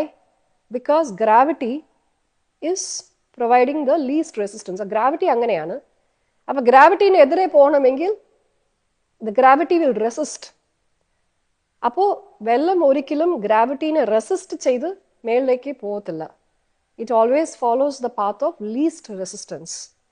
സോ ഇത് ഒരു പ്രകൃതി നിയമമാണ്. സൈക്കോളജി പറയുന്നതെന്ന് വെച്ചാൽ, ഈ ഒരു following the path of least resistance എന്ന് പറയുന്നതാണ് ആ ഒരു ഫണ്ടമെന്റൽ ലോ ഓഫ് നേച്ചർ നമ്മുടെ ചിന്തകൾക്കും നമ്മുടെ സ്വഭാവത്തിനും കൂടി ആപ്ലിക്കബിൾ ആണെന്നാണ് പറയുന്നത്. That is, human thinking and human behavior always almost follows the path of least resistance. ഏതാണോ എളുപ്പമായിട്ട് ചെയ്യാൻ പറ്റുന്നത് അതാണ് നമ്മൾ പോലും അറിയാതെ തിരഞ്ഞെടുക്കുന്നത്. ബുദ്ധിമുട്ടുള്ള കാര്യങ്ങൾ ചെയ്യുന്നതിൽ നമുക്ക് എപ്പോഴും ഒരു മടി ഉണ്ടാവും. അപ്പോൾ ശരിക്കും അപ്പോൾ നമ്മൾക്ക് ചെയറിൽ താഴെ ഇരിക്കുന്നതാണ് ആരോഗ്യം എന്ന് ഉൾമനസ്സ് നമുക്കറിയും, കോമൺ സെൻസ് പറയും. പക്ഷേ ഒരു ചെയർ വിൽക്കാൻ ശ്രമിക്കുന്ന ഒരു മാർക്കറ്റിംഗ് ഒരു അഡ്വർടൈസ്മെന്റ് വന്ന് നമ്മൾ ചെയർ മേടിക്കാൻ പറയുമ്പോൾ ഇത് കംഫർട്ടബിൾ ആണ് എന്ന് പറയുമ്പോൾ ആരോഗ്യം എന്ന് പറയുന്നത് താഴെ ഇരിക്കുന്നത് ബുദ്ധിമുട്ടാണ്, പക്ഷേ ചെയറിൽ ഇരിക്കുന്നത് എന്ന് പറയുന്നത് കംഫർട്ടബിൾ ആണ്. So our decision will follow the path of least resistance, because comfort is least resistance. It's easy. Health is difficult. ഒരു രീതിയിൽ നോക്കിയാൽ നമ്മുടെ മനുഷ്യ സ്വഭാവം എന്ന് പറയുന്നത് we always choose comfort over health. നമ്മുടെ മൊത്തം സിവിലൈസേഷൻ, നമ്മുടെ മൊത്തം ചരിത്രത്തെയും എടുത്ത് നോക്കിയാൽ ഇത് നമ്മുടെ മനുഷ്യന്റെ ഒരു ശ്രമം എന്താണെന്ന് വെച്ചാൽ ഇങ്ങനെ നമ്മുടെ കംഫർട്ട് കൂട്ടുക. പക്ഷേ അപ്പൊ അങ്ങനെ ചെയ്ത് നമുക്കിപ്പോൾ ഒരു ഏറ്റവും വലിയ ഒരു കംഫർട്ട് സോണിലാണ് ഇപ്പൊ നമ്മുടെ ജീവിതം ഉള്ളത്. We always chosen comfort over health. ഒരു ജങ്ക് ഫുഡ് കഴിക്കുന്നത് കംഫർട്ടബിൾ ആണ്, ഈസിയാണ്. ആരോഗ്യപരമായ പഴമും പച്ചക്കറിയും സാലഡും കഴിക്കുന്നത് ബുദ്ധിമുട്ടാണ്. പക്ഷേ we tend to choose 90% of the time we tend to choose junk food. So അങ്ങനെ ഒരു ആസ്പെക്ട് ഓഫ് അവർ ലൈഫ് നിങ്ങൾ ഒന്നൊന്നായിട്ട് നിങ്ങൾ if you analyze, you'll be able to see that we always have a tendency to choose comfort over health, and the entire advancements of the modern world is all about creating a very big comfort zone where we can live life comfortably. But comfort is usually the opposite of health. എപ്പോഴൊക്കെ നമ്മൾ uncomfortable ആയിട്ട് ബുദ്ധിമുട്ടുള്ള കാര്യങ്ങൾ ചെയ്യുന്നുണ്ടോ അപ്പോഴാണ് ആരോഗ്യം കൂടുക. നടക്കുന്നത് ഒരു ദിവസം 10-15 കിലോമീറ്റർ നടക്കുന്നത് എന്ന് പറയുന്നത് ആരോഗ്യപരമാണ്. പക്ഷേ നമുക്ക് കംഫർട്ടാണ് അത്യാവശ്യം. അപ്പൊ നമ്മൾ ഒരു ഫോസൽ ഫ്യൂവൽ അടങ്ങിയ ഒരു വെഹിക്കിൾ എടുത്തിട്ട് നമ്മൾ പോകും, റൈറ്റ്? അതുപോലെ പലതും പറയാം. So we always choose comfort over health. And because we follow the path of least resistance, നമ്മൾ ഉദ്ദേശിച്ചു ഇങ്ങനെ നമ്മൾ ഒരു comfort zone with so many products ഇത്രയും ചെയ്തു കഴിഞ്ഞാൽ നമ്മൾ സന്തോഷമായിട്ട് ജീവിക്കും എന്നതും ഒരു പാത്ത് ഓഫ് ലീസ്റ്റ് റെസിസ്റ്റൻസിന്റെ തിങ്കിങ് ആണ്. So this is what is happiness.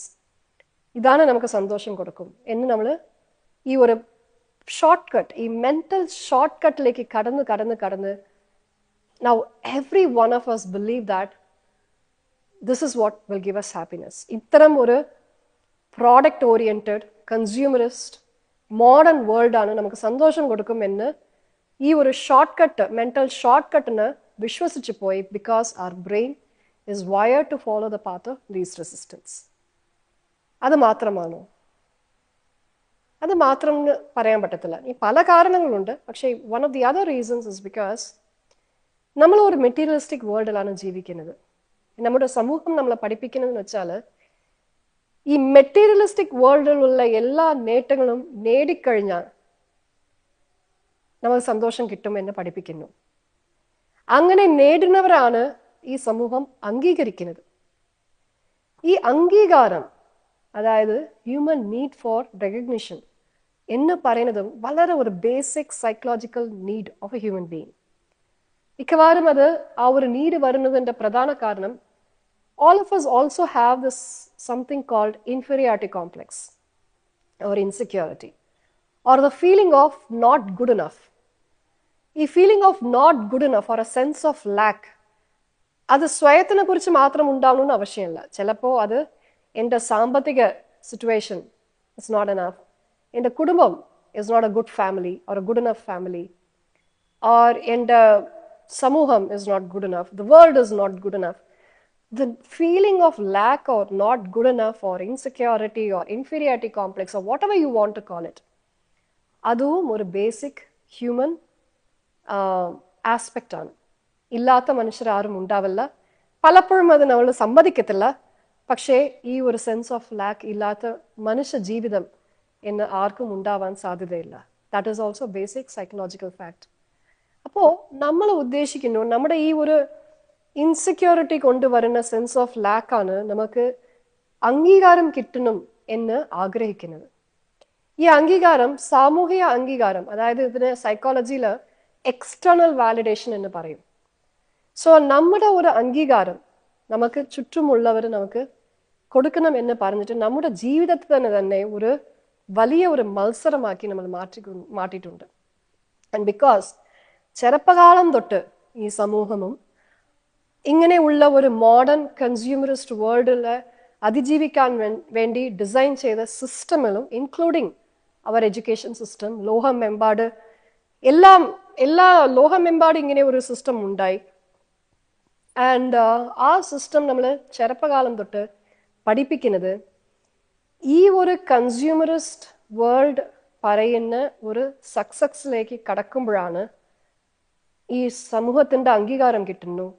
അങ്ങനെയുള്ള സമൂഹ അംഗീകാരം കിട്ടിയാൽ മാത്രമേ എനിക്ക് സന്തോഷമായിട്ട് ജീവിക്കാൻ പറ്റും എന്ന ഒരു ഇല്ലൂഷൻ, ഒരു മായ ഉണ്ടാവുന്നുണ്ട്. I call this the bubble of consumerist illusion. ഒരു ബബിളാണ് ഇത്, ഒരു ഇല്ലൂസറി ബബിളാണ്. ആ ബബിളാണ് നമ്മൾ എല്ലാവരും ജീവിക്കുന്നത്. അപ്പോ ഈ ഒരു ബബിളിൽ ജീവിക്കുന്ന വരെ നമുക്ക് എന്താണ് സത്യമെന്ന് അറിയത്തില്ല. അപ്പോൾ ഇത് മനസ്സിലാക്കിയപ്പോൾ ദെൻ ഞാൻ അടുത്ത ചോദ്യം എന്നോട് ചോദിക്കാൻ തുടങ്ങി. അപ്പോൾ ഇത് സന്തോഷം കൊടുക്കില്ലേ? കൊടുക്കില്ല എന്നതിന് നല്ല ഒരു ഇപ്പോൾ തെളിവ് കിട്ടിയിട്ടുണ്ട്. കൊടുക്കുന്നില്ല. കാരണം ഒരു 300 വർഷം മുൻപ് ഉണ്ടായിരുന്ന മനുഷ്യ ജീവിതവും നമ്മുടെ ജീവിതവും നമ്മൾ കമ്പയർ ചെയ്ത് നോക്കിയാൽ നമുക്കിപ്പോൾ മെറ്റീരിയലിസ്റ്റിക്കലി വി ആർ വെരി അഡ്വാൻസ്ഡ്. ഈ മെറ്റീരിയലിസ്റ്റിക് ഫിസിക്കൽ തിങ്സ്, നല്ല സമ്പത്ത്, നല്ല സാധനങ്ങൾ, കൂടുതൽ സാധനങ്ങൾ ഉണ്ടാവുക, കൂടുതൽ സമ്പത്ത് ഉണ്ടാവുക എന്ന് പറയുന്ന ഈ ടാഞ്ചിബിൾ, അതായത് tangible physical and material things നമ്മൾ നേടുമ്പോൾ തീർച്ചയായിട്ടും സന്തോഷം കിട്ടും എന്ന ഈ ഒരു മായ ഈസ് നോട്ട് വർക്കിംഗ്. കാരണം 300 വർഷം മുൻപ് ഉണ്ടായിരുന്ന ഒരു മെറ്റീരിയലിസ്റ്റിക് അക്കോംപ്ലിഷ്മെന്റ് അപ്പോഴത്തെ ജനങ്ങളുടേതും ഇപ്പോഴത്തെ ജനങ്ങളുടേതും പരിശോധിച്ച് നോക്കിയാൽ നമുക്കാണ് കൂടുതൽ മെറ്റീരിയലിസ്റ്റിക് അക്കോംപ്ലിഷ്മെന്റ് കിട്ടിയിട്ടുള്ളത്. പക്ഷേ സന്തോഷം കുറഞ്ഞു, ആരോഗ്യം കുറഞ്ഞു. അപ്പോൾ where did we go wrong? അവിടെയാണ് അടുത്ത ചോദ്യം എനിക്ക് വന്നത്. അപ്പൊ സന്തോഷം എന്താണ്? Then what will give happiness to a human being? അവിടെയാണ് എനിക്ക് വലിയ ഒരു ലെസൺ എൻ്റെ സ്വന്തം ജീവിതത്തിൽ നിന്ന് കിട്ടി. അത് എങ്ങനെ കിട്ടിയെന്ന് വെച്ചാൽ, എനിക്ക് ചെറുപ്പകാലം തൊട്ട് തന്നെ ആസ്മ ഉണ്ടായിരുന്നു. 13 വയസ്സിൽ ആദ്യത്തെ അറ്റാക്ക് ഉണ്ടായിരുന്നു. പതുക്കെ കോളേജ് എത്തുമ്പോഴത്തേക്കും it became an every day affair. Okay, അപ്പൊ ആ സമയം തൊട്ട് ഈ ആസ്തമക്ക് വേണ്ടി കുറച്ച് ഞാൻ യോഗ ഒക്കെ ചെയ്യാൻ തുടങ്ങി. ആൻഡ് നല്ല ഗുണമുണ്ടായിരുന്നു. അതുകൊണ്ട് തന്നെ യോഗ എന്ന് പറയുന്നത് ഓൺ ആൻഡ് ഓഫ് എൻ്റെ ജീവിതത്തിൽ ഒരു വലിയ ഭാഗമായിരുന്നു.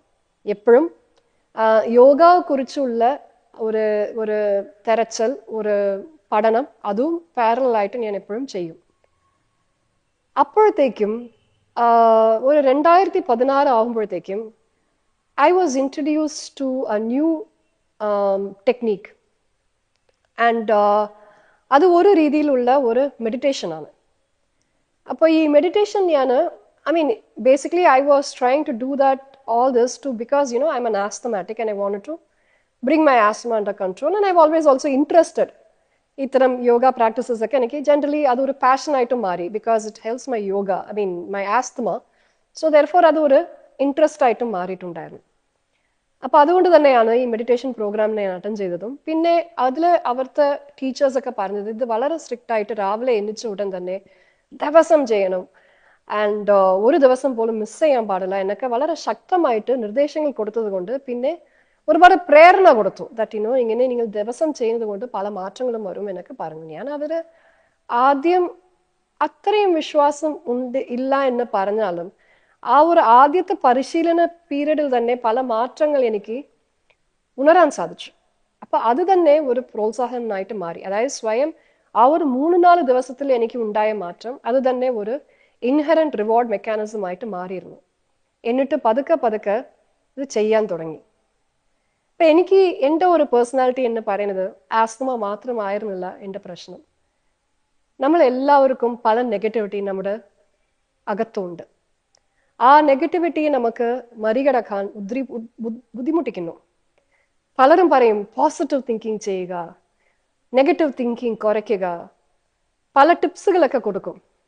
ഞാനും അതൊക്കെ വായിച്ചിട്ടുണ്ട്. പക്ഷെ അതുകൊണ്ടും തന്നെ എൻ്റെ നെഗറ്റിവിറ്റി കുറഞ്ഞതായിട്ട് എനിക്ക് ഓർമ്മയില്ല. കുറച്ചൊക്കെ ശകലം, yes, but not a huge change. അപ്പൊ എൻ്റെ നെഗറ്റിവിറ്റി എന്ന് പറയുന്നത്, എനിക്ക് പല negativities, of course like all of us, എനിക്ക് നെഗറ്റിവിറ്റി എന്ന് പറഞ്ഞതെന്ന് വെച്ചാൽ ദേഷ്യം, one of the main negativities.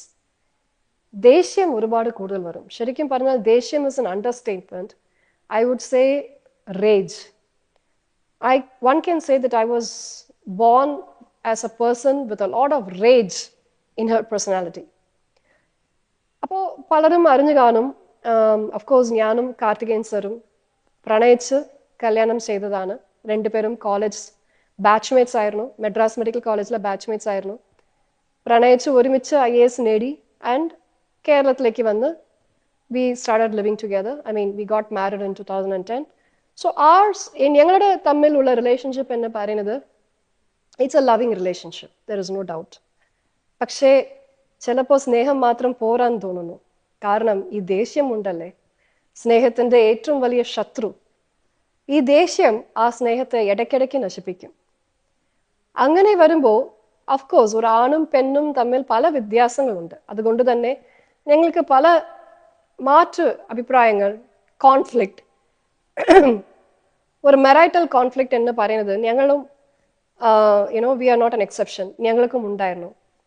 പക്ഷെ അതിൽ ഏറ്റവും പ്രശ്നമായത് എൻ്റെ ഒരു ദേഷ്യം ആ ഒരു കോൺഫ്ലിക്റ്റിനെ പല റെട്ടിപ്പ് കോംപ്ലിക്കേറ്റ് ചെയ്തു.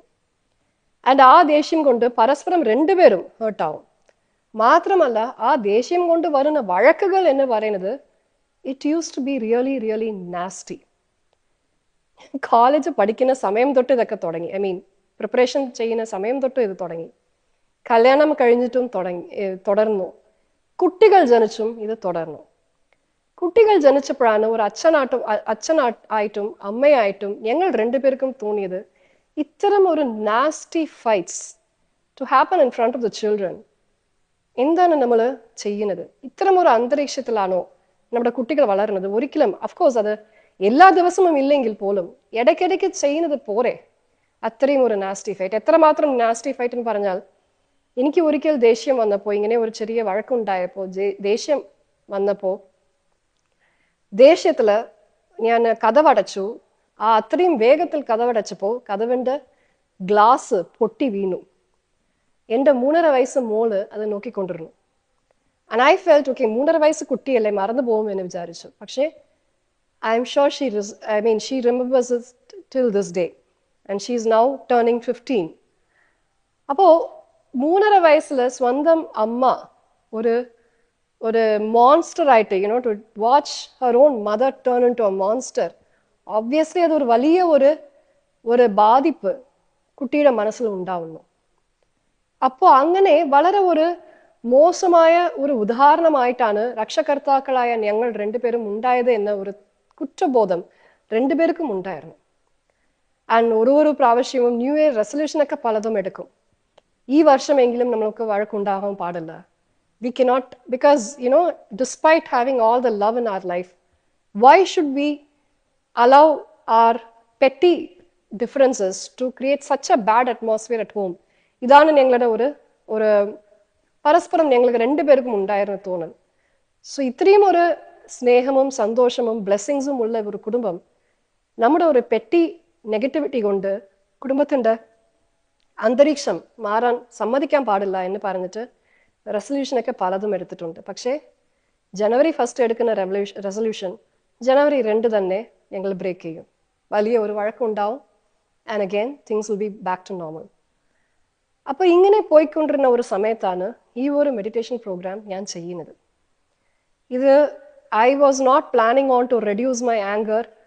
അങ്ങനെയൊന്നുമില്ല. I did it because I am interested and I do it because it help my asthma. പക്ഷേ ഒരു 4 മാസം ആകുമ്പോഴത്തേക്കും കാർത്തികേയൻ സർ, എന്നെ വാസു എന്നാണ് വിളിക്കുന്നത്. കാർത്തികേയൻ സർ പറഞ്ഞു, വാസു ശ്രദ്ധിച്ചോ, നമ്മൾ ഈ അടുത്ത കാലത്ത് വഴക്കുണ്ടാക്കിയിട്ടില്ല, നീ ഒരുപാട് ശാന്തമായിട്ടുണ്ട്, ശ്രദ്ധിച്ചിട്ടുണ്ടോ എന്ന് ചോദിച്ചു. അപ്പോഴാണ് ഞാനും മനസ്സിലാക്കുന്നത്, yes, last 4 to 5 months we haven't fought much. And വീട്ടിലുള്ള അന്തരീക്ഷം ഒരുപാട് മാറിയിട്ടുണ്ടായിരുന്നു. ആൻഡ് അങ്ങനെയുള്ള ഒരു ചേഞ്ച് അതെങ്ങനെ സംഭവിച്ചു? അപ്പോൾ അതിനെക്കുറിച്ചും കൂടുതൽ ചോദ്യങ്ങൾ വരാൻ തുടങ്ങി. അപ്പോൾ അങ്ങനെയുള്ള ചേഞ്ചിൻ്റെ സയൻസ് എന്താണ്? അതായത് ഒരു 2000-3000 വർഷം മുമ്പ് ഒരു ഇൻവെന്റ് ചെയ്ത ഒരു ടെക്നോളജി എന്ന് പറയാൻ സാധിക്കും. Before any of this technological advancement came into our life, ഇത് ഒരു 2000-3000 പഴക്കമുള്ള ഒരു പഴയ ടെക്നോളജി ആയിരുന്നു. പക്ഷെ ആ ടെക്നോളജി എങ്ങനെ എൻ്റെ ആസ്മാവ് ശരിയാക്കുന്നു, എൻ്റെ നെഗറ്റിവിറ്റി എല്ലാം തന്നെ മാറ്റുന്നു? ദേഷ്യം മാത്രമാണോ? ഇല്ല. എൻ്റെ സ്ട്രെസ്സ്, എൻ്റെ ആങ്സൈറ്റി, എൻ്റെ പേടി എല്ലാം തന്നെ, ഈവൻ എൻ്റെ ഗ്രീഡ്, എൻ്റെ ഡിസയേഴ്സ് എല്ലാം തന്നെ കുറയാൻ തുടങ്ങി. എനിക്ക് മോർ പേഴ്സണൽ ഡിസിപ്ലിൻ വന്നു. ആരോഗ്യപരമായ ഭക്ഷണം കഴിക്കാനുള്ള ഒരു ഡിസിപ്ലിൻ ഉണ്ടായിരുന്നു. എല്ലാ രീതിയിലും I was becoming better. But most importantly, every day I was becoming a better mother. Both of us were becoming better parents, and thereby as a family we were becoming better and better. And our better change ഇന്ന് ദിവസം വരെ തുടരുന്നു, നാളെയും അത് തുടരും. കാരണം ഞങ്ങൾ രണ്ടുപേരും ഇത്തരം മെഡിറ്റേഷൻ ഒരുപാട് പഠിച്ചു, അത് ദിവസം ചെയ്യുന്നുണ്ട്. അപ്പോൾ ഇതിൻ്റെ ഒരു സയൻസ് എന്തോ ഉണ്ടല്ലേ? അപ്പോൾ അത് പഠിക്കാൻ വേണ്ടി ഇപ്പം ഞാൻ ഇങ്ങനെ എനിക്ക് ഒരു ജീവിതത്തിൽ ഒരു മാറ്റം വന്നു. പ്രത്യേകിച്ച് ഈ നെഗറ്റിവിറ്റി കുറയുമ്പോഴത്തേക്കും പോസിറ്റിവിറ്റി കൂടുവാണ്. കൂടുതൽ കൂടുതൽ സന്തോഷം അനുഭവിക്കാനുള്ള ഒരു എക്സ്പീരിയൻസ് അതും ഉണ്ടായി. കൂടുതൽ സന്തോഷം, കൂടുതൽ മനസ്സമാധാനം, ഇതൊക്കെ ഉണ്ടാവുമ്പോൾ വരുന്ന കൂടുതൽ സ്നേഹം, കുട്ടികളാവട്ടെ, ബന്ധുക്കളാവട്ടെ, ഭർത്താവട്ടെ, എല്ലാവരെയും കൂടുതൽ കൂടുതൽ സ്നേഹിക്കാനുള്ള ഒരു കഴിവ് എല്ലാം തന്നെ കൂടി വരുന്നത് ഞങ്ങൾക്ക് ഉണരാൻ സാധിച്ചു. ഈ ഒരു മാറ്റം എന്ന് പറയുന്നത് കഴിഞ്ഞ 8-10 വർഷമായിട്ട് സംഭവിക്കുന്നു. അപ്പൊ ഇതിൽ എന്തോ ഒരു സയൻസ് ഉണ്ട് എന്ന് പറഞ്ഞിട്ടാണ് ഞാൻ തിരക്കാൻ തുടങ്ങിയത്. അപ്പോഴാണ് ഇത് ഒരു എക്സ്പീരിയൻസ്, ഇപ്പൊ ഇത് എൻ്റെ അനുഭവം ആയതുകൊണ്ട് ആരും വിശ്വസിക്കണമെന്ന് ആവശ്യമേ ഇല്ല. മേ ബി ഞാൻ കള്ളം പറയുമായിരിക്കും, പക്ഷെ എൻ്റെ അനുഭവം സത്യമാണെന്ന് എനിക്ക് മാത്രമേ അറിയുള്ളൂ. ദാറ്റ് ഈസ് വൈ ഈ ഒരു സയൻസ് എന്ന് പറയുന്നത് എക്സ്പീരിയൻഷ്യൽ സയൻസ് എന്ന് പറയും. അതായത് ഇതിലുള്ള ഒരു ഗുണം എന്താണെന്ന് അറിയണമെങ്കിൽ അവരവരത് എക്സ്പീരിയൻസ് ചെയ്താൽ മാത്രമേ അതിൻ്റെ ഗുണം അവർക്ക് അറിയുള്ളൂ. That's why these called experiential science. അപ്പൊ അങ്ങനെ ഞാൻ പലർക്കും എൻ്റെ അനുഭവം പങ്കുവയ്ക്കാൻ തുടങ്ങിയാൽ പോലും not many people were believing. അപ്പോഴാണ് എനിക്ക് മനസ്സിലായത്, ഇത് ഞാനല്ല ആദ്യം പറയുന്നത്. ഇതിനെക്കുറിച്ച് പല വിദഗ്ധന്മാരും പല സയൻറ്റിസ്റ്റും ഇതിനെക്കുറിച്ച് പറഞ്ഞിട്ടുണ്ട്. അത് എൻ്റെ പഠനത്തിലൂടെ എനിക്കത് കണ്ടെത്താൻ സാധിച്ചു. ഉദാഹരണം, ഡാനിയൽ ഗോൾമൻ എന്ന ഒരു very famous psychologist associated with Harvard university, അവരെക്കുറിച്ച് പലരും അറിഞ്ഞു കാണും. Daniel Goleman is one of the persons, one of the people who popularized the emotional intelligence and propagated that emotional intelligence is more important than intellectual intelligence. Of course, Peter Salovey എന്ന ഒരു വ്യക്തിയാണ് ആദ്യം emotional intelligence എന്ന ഒരു term coin ചെയ്യുന്നത്. എന്നാൽ പോലും Daniel Goleman has his own unique way of contributing to the field of emotional intelligence. പുള്ളി 1995 പബ്ലിഷ് ചെയ്ത ഇമോഷണൽ ഇൻ്റലിജൻസ് എന്ന ബുക്ക് ഇപ്പോഴും സ്റ്റാൻഡേർഡ് ടെക്സ്റ്റ് ആയിട്ട് പല സൈക്കോളജി കോഴ്സസിനും റെക്കമെൻഡ് ചെയ്യാറുണ്ട്. സോ ആൻഡ് പുള്ളി എന്ത് ചെയ്തു എന്ന് വെച്ചാൽ പുള്ളിയുടെ ഒരു ക്വസ്റ്റ്, പുള്ളിക്ക് ഇപ്പോൾ ഒരു 93-95 ഇയേഴ്സ് കാണും, ജീവിച്ചിട്ടുണ്ട്, ഇപ്പോഴും ജീവിപ്പുണ്ട്. But he started his quest. His quest started in the year 1970s.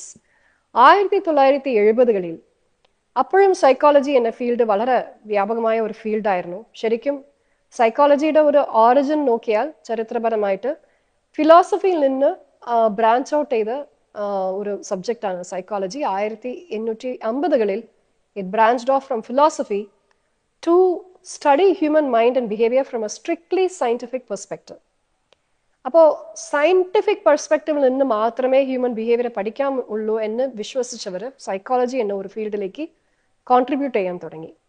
By the time it was 1970s, Daniel Goleman പോലെ ഉള്ള ആൾക്കാർ വരുമ്പോഴത്തേക്കും ഡാനിയൽ ഗോൾമൻ ആ സമയത്ത് the way human mind and behaviour was being studied, he was not happy with it. പുള്ളിക്ക് തോന്നിയത് human mind എന്ന് പറയുന്നത് വളരെ ഒരു ഡീപ്പ് ആസ്പെക്റ്റ് ആണ്. അപ്പോൾ അത് ശരിക്കും അപ്പോഴത്തെ ഒരു പഠന രീതി എന്ന് പറയുന്നത് അത് പോരാ എന്ന് ഒരു തോന്നലുണ്ടായിരുന്നു. അപ്പോൾ ഹ്യൂമൻ മൈൻഡ് എന്താണ്, അതിൻ്റെ ആഴത്തിലേക്ക് പോയി കാണണം എന്ന് ലോകമെമ്പാട് തിരക്കിയപ്പോൾ പുള്ളിക്ക് മറുപടി അല്ലെങ്കിൽ ആൻസേഴ്സ് കിട്ടിയത് എവിടെ വെച്ചാൽ ഞാൻ പറഞ്ഞാൽ എല്ലാവരും അതിശയിക്കും. ഇന്ത്യയിലാണ്. പുള്ളി ഇന്ത്യയിലേക്ക് എത്തി. 1970-കളിൽ ഇന്ത്യയിലേക്ക് എത്തി. ഇവിടുത്തെ മെഡിറ്റേഷൻ പഠിച്ചു. ആൻഡ് ഇവിടെ മെഡിറ്റേഷൻ പഠിച്ചപ്പോഴത്തേക്കും പുള്ളിക്ക് മനസ്സിലായി ഇതാണ് ലോകത്തിന് വേണ്ടത്, ഇതാണ് മനുഷ്യത്വത്തിന് വേണ്ടത്, ഹ്യൂമാനിറ്റി അറിയേണ്ട വിഷയങ്ങൾ ഇത് തന്നെയാണ്. പക്ഷേ ഇത് ഞാൻ സ്വന്തം അനുഭവിച്ചത് എല്ലാവർക്കും ഒരു എവിഡൻസോടുകൂടി കാണിക്കണമെന്നാൽ ഇതിൻ്റെ ഗുണങ്ങൾ സയന്റിഫിക് ആയിട്ട് ഡോക്യുമെന്റ് ചെയ്യണം എന്ന് പറഞ്ഞിട്ട് ഇന്ത്യയിൽ നിന്ന് തിരിച്ചു പോകുമ്പോൾ ഇതിനെ കുറിച്ച് ഉള്ള പ്രിപ്പറേഷനുകളൊക്കെ തുടങ്ങി. ഒപ്പം ഡാനിയൽ ഗോൾമൻ മാത്രമല്ല, ഇവരെ പോലെ ഉള്ള ലൈക്ക് മൈൻഡഡ് സയന്റിസ്റ്റും പലരും പതുക്കെ ഒരു വലിയ ഒരു ടീം ഉണ്ടാക്കി.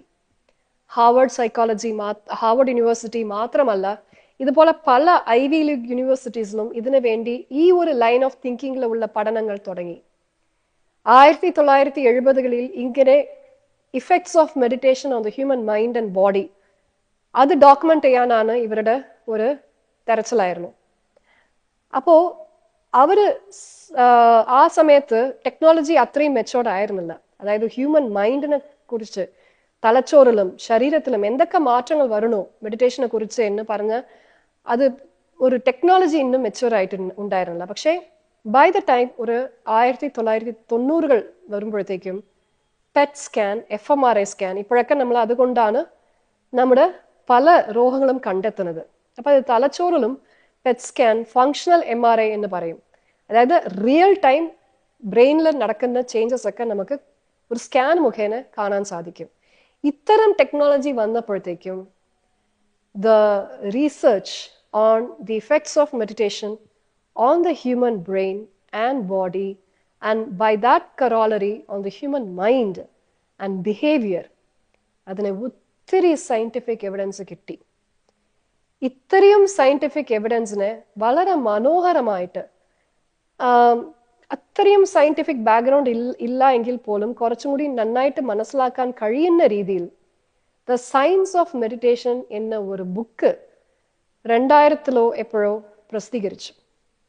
ഈ science of meditation by Daniel Goleman and Richard Davidson, ഇവർ രണ്ടുപേരും ഓത്തർ ചെയ്ത ഈ ഒരു ബുക്ക് ഇപ്പൊ കിട്ടുന്നത് കുറച്ച് ബുദ്ധിമുട്ടായിരിക്കും. പക്ഷേ it has become A wonderful document that scientifically establishes how meditation can change a person. And ഏത് രീതിയിലുള്ള ചേഞ്ച് ആണ് ഈ ഒരു meditation, the way it affects, it changes the human brain. ഒരു ഉദാഹരണം പറഞ്ഞാൽ, ഒരു പർട്ടിക്കുലർ ഉദാഹരണം, ഇത് പല മാറ്റങ്ങൾ തലച്ചോറിൽ ഉണ്ടാവുന്നുണ്ട്. പക്ഷേ എളുപ്പം മനസ്സിലാക്കാൻ വേണ്ടി ഒരു ചെറിയ ഉദാഹരണം പറയാം. അതായത് നമ്മുടെ തലച്ചോറിൽ അമിഗ്ഡല എന്ന ഒരു പാർട്ട് ഓഫ് ദ ബ്രെയിൻ ഉണ്ട്. ഈ അമിഗ്ഡല എന്ന് പറയുന്നത് നമ്മുടെ വികാരങ്ങളെ ഉൽപ്പാദിക്കുന്ന ഒരു കേന്ദ്രമായിട്ടാണ് സയൻസ് കണ്ടെത്തിയിട്ടുള്ളത്. So amygdala is the manufacturing unit or the seat of emotions. ഇപ്പോൾ ഉദാഹരണം, ഒരു ബോസ് നമ്മളെ വഴക്ക് പറയുന്നു. ആ ബോസ് വഴക്ക് പറയുമ്പോൾ നമ്മൾ കാത് കേൾക്കുന്നു. ഈ കേട്ട ഉടൻ തന്നെ ഈ സിഗ്നൽ എവിടെയാണ് എത്തുന്നത്? തലച്ചോറിൽ എത്തുമ്പോൾ ഈ അമിഗ്ഡലയാണ് റിയാക്ട് ചെയ്യുന്നത്. The reaction in the amygdala only gives us the reaction in the body. അപ്പൊ ബോസ് വഴക്ക് പറയുന്നതല്ല പ്രശ്നം, ആ ബോസ് വഴക്ക് പറയുന്നത് കേട്ട് നമ്മൾ ടെൻഷൻ അടിപ്പിക്കുന്നതും അതിന് ആ ടെൻഷൻ കൊണ്ട് നമ്മുടെ ശരീരത്തിൽ പല മാറ്റങ്ങൾ വരുന്നുണ്ട്. ഉദാഹരണം, ആ ടെൻഷൻ വരുമ്പോൾ, ഒരു ആങ്സൈറ്റി വരുമ്പോൾ കോർട്ടിസോൾ എന്ന് പറയുന്ന സ്ട്രെസ് ഹോർമോൺ, ആ സ്ട്രെസ് ഹോർമോൺ സെക്രീറ്റ് ആവുന്നുണ്ട്. അപ്പോൾ ആ കോർട്ടിസോൾ ഹോർമോൺ കൂടുമ്പോൾ നമ്മുടെ ഹാർട്ട് റേറ്റ് കൂടുന്നു, BP കൂടുന്നു, റെസ്പിറേറ്ററി റേറ്റ് കൂടുന്നു. അങ്ങനെ നമുക്ക് ഇങ്ങനെ റിയാക്ഷൻ, ഈ അമിഗ്ഡലയുടെ റിയാക്ഷൻ കൊണ്ടാണ് ഇത്രയും ശാരീരിക റിയാക്ഷൻസ് ഉണ്ടാവുന്നത്. അപ്പോൾ മെഡിറ്റേഷൻ റിസർച്ച് എന്ത് പറയുന്നു വെച്ചാൽ, ഇങ്ങനെ ദിവസം മെഡിറ്റേറ്റ് ചെയ്യുന്നവർക്ക് ഈ അമിഗ്ഡലയുടെ റിയാക്ടിവിറ്റി തന്നെ കുറയുന്നു എന്നാണ് പറയുന്നത്. സോ ഈ അമിഗ്ഡലയുടെ റിയാക്ടിവിറ്റി കുറയുന്നു. ശരിക്കും പറഞ്ഞാൽ ഈ അമിഗ്ഡലയുടെ സൈസ് പോലും ചുരുങ്ങുന്നു എന്നാണ് പഠനം കണ്ടെത്തിയിട്ടുള്ളത്. അപ്പൊ അങ്ങനെ ചുരുങ്ങുമ്പോൾ പല നെഗറ്റിവിറ്റീസും, ബിക്കോസ് എല്ലാ ഇമോഷൻസും, പേടിയാവട്ടെ, സ്ട്രെസ് ആവട്ടെ, ദേഷ്യമാവട്ടെ, യുനോ ഈവൻ എന്തായാലും anxiety, everything is, all of this is arising because of the reactivity in the amygdala. അപ്പോൾ ഈ അമിഗ്ഡലയുടെ റിയാക്ടിവിറ്റി തന്നെ ഫങ്ഷണൽ ആയിട്ടും സ്ട്രക്ചറൽ ആയിട്ടും ഈ ഒരു മെഡിറ്റേഷൻ പ്രാക്ടീസ് ചെയ്യുമ്പോൾ കുറയുന്നു എന്ന് പറയുന്നത് ഒരു വലിയ വിപ്ലവകരമായ ഒരു കണ്ടെത്തലാണ്. ഇതുപോലെ പല രീതിയിലും തലച്ചോറിലുള്ള മാറ്റം വരുന്നത് കൊണ്ട് ഈ പഠനങ്ങൾ പറയുന്നതെന്ന് വെച്ചാൽ, ഈ ഇങ്ങനെ പ്രാക്ടീസ് ചെയ്യുന്ന മുറയ്ക്ക് ആൾക്കാർ വളരെ സന്തോഷമാവുന്നുണ്ട്, നെഗറ്റിവിറ്റി പലതും കുറയുന്നുണ്ട്, we are becoming happier, healthier. ശാരീരിക ആരോഗ്യത്തിനും അത് മെച്ചപ്പെടുന്നുണ്ട്. കാരണം മിക്കവാറും രോഗങ്ങൾ എന്ന് പറയുന്നത് മനസ്സ് ടെൻഷൻ ആവുമ്പോഴോ അല്ലെങ്കിൽ ഈ പ്രൊലോങ്ഡ് സ്ട്രെസ് സ്റ്റേറ്റിൽ ഉള്ളപ്പോഴാണ് പല രോഗങ്ങളും കൂടി വരുന്നു. അപ്പോൾ ശാരീരിക ആരോഗ്യവും മെച്ചപ്പെടുന്നുണ്ട്.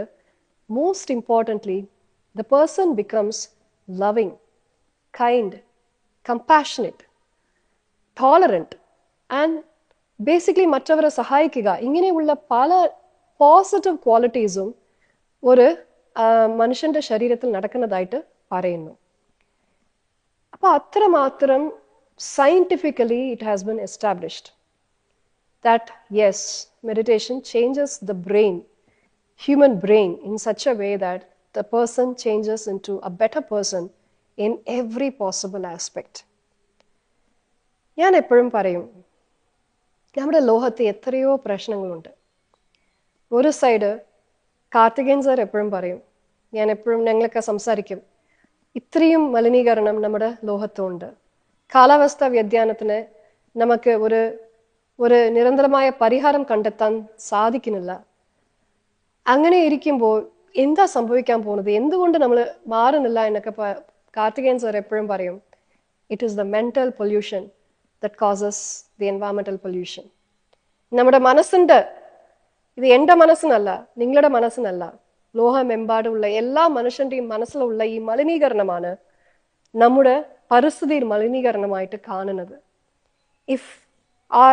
നിങ്ങൾ എന്ത് പ്രശ്നം വേണമെങ്കിൽ എടുത്ത് കാണുക, കുടുംബത്തിൻ്റെ ഭാര്യ ഭർത്താവിടെ പ്രശ്നങ്ങളാവട്ടെ, രക്ഷകർത്താക്കൾക്കും കുട്ടികൾക്കുമുള്ള പ്രശ്നമാവട്ടെ, ബന്ധുക്കളുടെയുള്ള പ്രശ്നങ്ങളാവട്ടെ, அல்லது ஒரு கம்யூனிட்டியில பிரச்சனைகளாவട്ടെ, இல்லை ஒரு ப்ரொஃபஷனல் ஸ்பேஸில் உள்ள பிரச்சனைகளாவട്ടെ, இல்லை சொசைட்டி அட் லார்ஜ், எந்த சமூகத்தில் எந்த பிரச்சனை எடுத்து நோக்கியாலும், அல்ல ஈவன் அட் ഗ്ലോബൽ ലെവൽ, ലോകമെമ്പാട് എന്ത് പ്രശ്നം എടുത്തു നോക്കിയാലും ആ പ്രശ്നത്തിന്റെ അടിസ്ഥാനപരമായ കാരണം, ഏറ്റവും അടിസ്ഥാനപരമായ കാരണം എന്ന് നമ്മൾ വളരെ ആഴത്തിൽ പോയി ചിന്തിച്ചു നോക്കിയാൽ നമുക്ക് മനസ്സിലാവും, എല്ലാ പ്രശ്നങ്ങളുടെ തുടക്കം ഇവിടെ നിന്നാണ്, ഹ്യൂമൻ മൈൻഡിൽ നിന്നാണ്. ഈ ഹ്യൂമൻ മൈൻഡ്, ഈ ഒരു എക്സ്പീരിയൻഷ്യൽ സയൻസ് പറയുന്ന ടീച്ചിങ് വെച്ചാൽ, suffering inside causes suffering outside. Human മൈൻഡിലുള്ള പ്രശ്നങ്ങളാണ് ലോകത്തിലുള്ള പ്രശ്നങ്ങളായിട്ട് നമുക്ക് കാണാൻ സാധിക്കുന്നത്. അപ്പോൾ ഇതിൻ്റെ വളരെ മനോഹരമായ ഉദാഹരണം ഞാൻ പറഞ്ഞാൽ, നിങ്ങളെല്ലാവർക്കും കിരൺ ബേഡി മാഡത്തിനെ അറിയും. അദ്ദേഹം തിഹാർ ജയിലിൽ വളരെ നല്ല ഒരു സോഷ്യൽ ഒരു പ്രിസണേഴ്സ് റിഫോം പ്രോഗ്രാം വളരെ ഭംഗിയായിട്ട് ചെയ്തതായിട്ട് എല്ലാവരും അറിഞ്ഞു കാണും. അതുകൊണ്ട് തന്നെ അതും ഒരു പ്രധാന കാരണമായിരുന്നു കിരൺ ബേഡി മാഡത്തിന് മാഗ്സേസെ അവാർഡ് കിട്ടിയത്. പക്ഷേ അവിടെ എന്ത് ചെയ്തു? ഇത്രയും കേദികൾ ഒരുപാട് മാറിയിട്ടുണ്ടായിരുന്നു, റിഫോം ആയിരുന്നു. എന്ത് ചെയ്തു എന്ന് വെച്ചാൽ വിപാസന എന്ന് പറയുന്ന ഒരു മെഡിറ്റേഷൻ പ്രോഗ്രാമാണ് സംഘടിപ്പിച്ച് എല്ലാവർക്കും പഠിപ്പിച്ചു കൊടുത്തത്. അതിൽ ഒരു മനോഹരമായ ഒരു ഉദാഹരണം, അവിടെ ഒരു കേദി ഉണ്ടായിരുന്നു. He was a murderer. I think പുള്ളി 3 പേരെ എന്തെയോ കൊലപാതകം ചെയ്തിട്ടുണ്ടായിരുന്നു. അപ്പൊ പുള്ളി ഇങ്ങനെ ഒരു വിപാസന മെഡിറ്റേഷൻ ചെയ്തപ്പോഴത്തേക്കും അത് ഒരു 10 ദിവസത്തിന്റെ കോഴ്സാണ്. ആ 10 ദിവസത്തിന്റെ കോഴ്സ് ചെയ്തപ്പോൾ പുള്ളിക്ക് അപ്പോഴാണ് മനസ്സിലായത്, ഈ ഇമോഷണൽ ഇന്റലിജൻസ് എന്ന് പറയുന്നുണ്ടല്ലേ, സ്വയം അറിയുക എന്നത് ഇമോഷണൽ ഇന്റലിജൻസിന് ഒരു പ്രധാന ഘടകമാണ്. അപ്പോൾ സ്വയം ചെയ്ത തെറ്റ് ഈ മെഡിറ്റേഷൻ ചെയ്തപ്പോഴത്തേക്കും പുള്ളിക്ക് മനസ്സിലായി, ഇങ്ങനെ നമ്മൾ 3 പേരെ കൊന്നല്ലോ എന്ന് പുള്ളിക്ക് മനസ്സിലായി. അപ്പോഴത്തേക്കും പുള്ളിക്ക് ഒരുപാട് കുറ്റബോധം ഉണ്ടായിരുന്നു. അപ്പോ കൊലപാതകം ചെയ്യപ്പെട്ട ആൾക്കാരുടെ കുടുംബത്തിലുള്ള സ്ത്രീകളെ വിളിച്ചു വരുത്തി മാപ്പ് ചോദിച്ചു. പതുക്കെ പതുക്കെ ഇവരുടെ ബന്ധം വളരെ ഒരു ഡീപ്പ് ബോണ്ടായിട്ട് മാറി. ആ സ്ത്രീകൾ, അതായത് തൻ്റെ ഭർത്താവെ കൊലപാതകം ചെയ്ത ആളിൻ്റെ കയ്യിലെ രാഖി കെട്ടി സഹോദരനായിട്ട് സ്വീകരിച്ചു. സഹോദരനായിട്ട് സ്വീകരിച്ചത് കൊണ്ട് അങ്ങനെ ഒരു ബോണ്ട് വന്നപ്പോഴത്തേക്കും the person started giving all the money, അതായത് ജയിലിലെ സമ്പാദിക്കുന്ന എല്ലാ സമ്പാദ്യത്തിനും ഈ സ്ത്രീകൾക്ക് കൊടുക്കാൻ തുടങ്ങി. ഇപ്പൊ ഇങ്ങനെയുള്ള ഒരു പരിവർത്തനം, the transformation of the human mind, ഒരു ക്രിമിനൽ എന്ന് നമ്മൾ കാണുന്ന, സമൂഹം കാണുന്ന ഒരു വ്യക്തിക്ക് പോലും ഇങ്ങനെയുള്ള ഒരു മാറ്റം കൊണ്ടുവരാൻ കഴിയുന്ന ഒരു പവർ അത് മെഡിറ്റേഷനൊക്കെ ഉള്ളതായിട്ട് ഇത് എപ്പോ സംഭവിച്ചത്? I think probably in the 1980s 1990s. അപ്പൊ തൊട്ട് തന്നെ എവിഡൻസ് ഉണ്ട്, ഈ ലോകത്തേക്ക് അവർ കാണിച്ചു കൊടുത്തിട്ടുണ്ട് the power of meditative practices, and it's now scientifically also documented. വീണ്ടും കാലാവസ്ഥാ വ്യതിയാനമാവട്ടെ അല്ലത് ഏതൊരു പ്രശ്നമാവട്ടെ, അത് തുടങ്ങുന്ന അൾട്ടിമേറ്റ് ഓറിജിൻ എന്ന് പറയുന്നത് മനുഷ്യന്റെ മനസ്സാണ്, the human mind, the mind within us. അപ്പൊ അത് നിയന്ത്രിക്കാൻ പറ്റുന്ന, അത് എങ്ങനെ നിയന്ത്രിക്കണം, ആ മനസ്സിലുള്ള മാലിന്യങ്ങളെ എങ്ങനെ നീക്കണം, ആ മാലിന്യങ്ങൾ, അതായത് ഈ negativity, emotional impurities or emotional negativities or ഈ മനസ്സിലുള്ള മെന്റൽ ഇംപ്യൂരിറ്റീസ്, ഇത് മാറ്റി, ഇത് നീക്കി നമുക്കകത്തുള്ള സ്നേഹം, ഇതൊക്കെ മാറുമ്പോൾ തന്നെ we automatically become an embodiment of positivity. We become an embodiment of love, peace and happiness. അങ്ങനെ ഒരു നമ്മുടെ മാലിന്യങ്ങളൊക്കെ നീക്കി, നമ്മുടെ നെഗറ്റിവിറ്റീസ് എല്ലാം നീക്കി നമ്മൾ ഒരു പോസിറ്റീവ് ഹ്യൂമൻ ബീയിങ് ആയിട്ട് മാറ്റാൻ കഴിയുന്ന ഒരു ടെക്നോളജി, ഒരു സയൻസ്, ഒരു ടെക്നിക്, ഒരു ടൂൾ, ഒരു സ്കിൽ അത് ഉണ്ടെങ്കിൽ അത് പഠിപ്പിക്കുന്നതല്ലേ ഏറ്റവും വലിയ ഒരു വിദ്യാഭ്യാസം എന്ന് പറയുന്നത്. ഒരു മനുഷ്യനക്ക് കിട്ടാൻ പോകുന്ന ഏറ്റവും വലിയ വിദ്യാഭ്യാസം എന്ന് പറയുന്നത് തൻ്റെ മനസ്സുകൊണ്ട് തനക്കും മറ്റവർക്കും പ്രശ്നം ഉണ്ടാക്കാത്ത രീതിയിൽ അവരുടെ മനസ്സിനെ മാറ്റിയെടുക്കാൻ പറ്റുന്ന ഒരു സ്കിൽ അത് ഒരു മനുഷ്യനക്ക് കൊടുക്കാൻ പറ്റുവാണെങ്കിൽ അതല്ലേ ഏറ്റവും വലിയ skill. And now it is not some kind of എന്താ പറയുന്നത്, it's not a superstitious or it's got nothing to do with any agenda, any particular agenda. 8.2 billion population നമ്മുടെ ലോകത്തുണ്ട്. ഈ 8.2 billion populationൽ എല്ലാവർക്കും മനസ്സ് എന്ന ഒരു വിഷയമുണ്ട്. എല്ലാവരുടെ മനസ്സിലും എല്ലാ നെഗറ്റിവിറ്റീസും ഉണ്ട്. ഫിയർ ഉണ്ട്, ഹേറ്റ്രഡ് ഉണ്ട്, ആങ്സൈറ്റി ഉണ്ട്, സ്ട്രെസ് ഉണ്ട്, വെഞ്ചൻസ് ഉണ്ട്, വയലൻസ് ഉണ്ട്, ഫ്രസ്ട്രേഷൻ ഉണ്ട്, അഗ്രഷൻ ഉണ്ട്, ഇറിറ്റേഷൻ ഉണ്ട്, ഡിസപ്പോയിൻമെന്റ്, അൺഫർഗിവ്നെസ്, ഹേർട്ട്, ഗ്രീഡ്, ഡിസയർ എല്ലാം ഉണ്ട്. ഇതില്ലാത്ത മനുഷ്യന്മാരെ ഇല്ല. No matter where the human being is coming from, what language he speaks, or no matter who he is or she is, which gender, which age, it doesn't matter. എല്ലാവർക്കും ഈ negativities ഉണ്ട്. പക്ഷെ എല്ലാവരും ആവശ്യപ്പെടുന്നത്, ഏത് മനുഷ്യനോട് ചോദിച്ചാലും അവർ ആവശ്യപ്പെടുന്നത് സ്വയം സന്തോഷമായിരിക്കണം, ഈ സമൂഹം സന്തോഷമായിരിക്കണം, സ്വയം സ്നേഹിക്കാൻ കഴിയണം, സ്നേഹം ഉണ്ടാവണം, സമൂഹത്തിലും സ്നേഹം ഉണ്ടാവണം, സ്വയം മനസ്സമാധാനം വേണം, സമൂഹത്തിലും മനസ്സമാധാനം വേണം. ഇതാണ് എല്ലാവരും ആഗ്രഹിക്കുന്നത്. So there is a science behind this universal quest for happiness, peace and love. ആ സയൻസ് ആണ് എക്സ്പീരിയൻഷ്യൽ സയൻസ്. ആ സയൻസിന് ഇപ്പോൾ ഒരുപാട് സയന്റിഫിക് എവിഡൻസും വന്നിട്ടുണ്ട്. ഇനിയും അതിലെ സ്കെപ്റ്റിസിസമിൻ്റെ ആവശ്യമേ ഇല്ലാത്ത രീതിയിൽ it has been scientifically well documented that yes, this is the real science behind happiness, peace and love. ഈ ഒരു കോമ്പറ്റീറ്റീവ് കൺസ്യൂമറിസ്റ്റ് ലോകം പഠിപ്പിക്കുന്ന സന്തോഷം അല്ല സന്തോഷം. നിരന്തര സന്തോഷം എന്ന് പറയുന്നത് നമ്മുടെ മനസ്സിനകത്താണ്. ആ മനസ്സിനകത്തുള്ള സന്തോഷത്തിനെ കണ്ടെത്താൻ ഉള്ള ഏറ്റവും വലിയ വിദ്യാഭ്യാസം എന്ന് പറയുന്നതാണ് എക്സ്പീരിയൻഷ്യൽ സയൻസ്. സോ ഇത്രയും ഞാൻ പറയാൻ ആഗ്രഹിച്ചത്, ഇതാണ് ജീവിതത്തിൻ്റെ സത്യം എന്ന് എനിക്ക് മനസ്സിലായി. അപ്പോൾ ഈ ഒരു സത്യം എല്ലാവരും അറിയണം. എല്ലാവരും ഇത്തരം ഒരു മെഡിറ്റേഷൻ പ്രാക്ടീസ് പഠിക്കണം. 18 വയസ്സ് മേളിലുള്ള എല്ലാവർക്കും വിപശ്ശന പഠിക്കാം. 8 വയസ്സ് മേളിലുള്ള കുട്ടികൾക്ക് വിപശ്ശനയുടെ ആദ്യഘട്ട ഇത് മെഡിറ്റേഷൻ എന്ന് പറയുന്നത് മൈൻഡ്ഫുൾനെസ് എന്നാണ് പോപ്പുലർ ആയിട്ട് പറയുന്നത്. ആ മൈൻഡ്ഫുൾനെസ് പ്രാക്ടീസ് അത് പഠിപ്പിക്കാം. ഇത്തരം കാര്യങ്ങൾ ഞാൻ എല്ലാ വേദികളിലും പറയുന്നുണ്ട്. എനിക്ക് കഴിഞ്ഞ മുറയ്ക്ക് എല്ലാവർക്കും പരിശീലനം കൊടുക്കുന്നുണ്ട്. പരിശീലനം കൊടുക്കുന്നവർ അത്ര പേരും എനിക്ക് തിരിച്ചു വന്നിട്ട് വളരെ ഒരു ആത്മാർത്ഥതയോടുകൂടി അവരുടെ സന്തോഷം പ്രകടിപ്പിക്കുന്നു. കാരണം അവരുടെ പല അസുഖങ്ങൾ മാറിയിട്ടുണ്ട്, അവർക്ക് ബെറ്ററായിട്ട് ഫോക്കസ് ചെയ്യാൻ പറ്റുന്നുണ്ട്, അവരുടെ ദേഷ്യം കൺട്രോൾ ചെയ്യാൻ പറ്റിയിട്ടുണ്ട്, മൈഗ്രെയിൻ മാറിയിട്ടുണ്ട്, ഇന്ന് പല രീതിയിലും പല നല്ല ഫീഡ്ബാക്ക് കിട്ടുന്നുണ്ട്.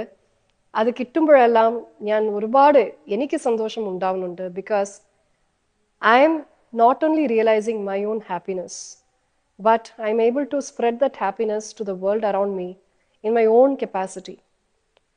And let me say that our സന്തോഷം, it's beautiful.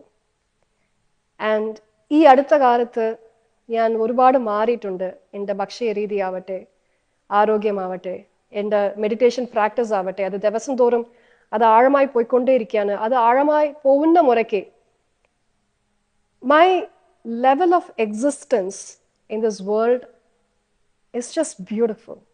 It's really beautiful. I am completely and thoroughly enjoying this process of how my inner success is making me happier and peaceful and loving every day.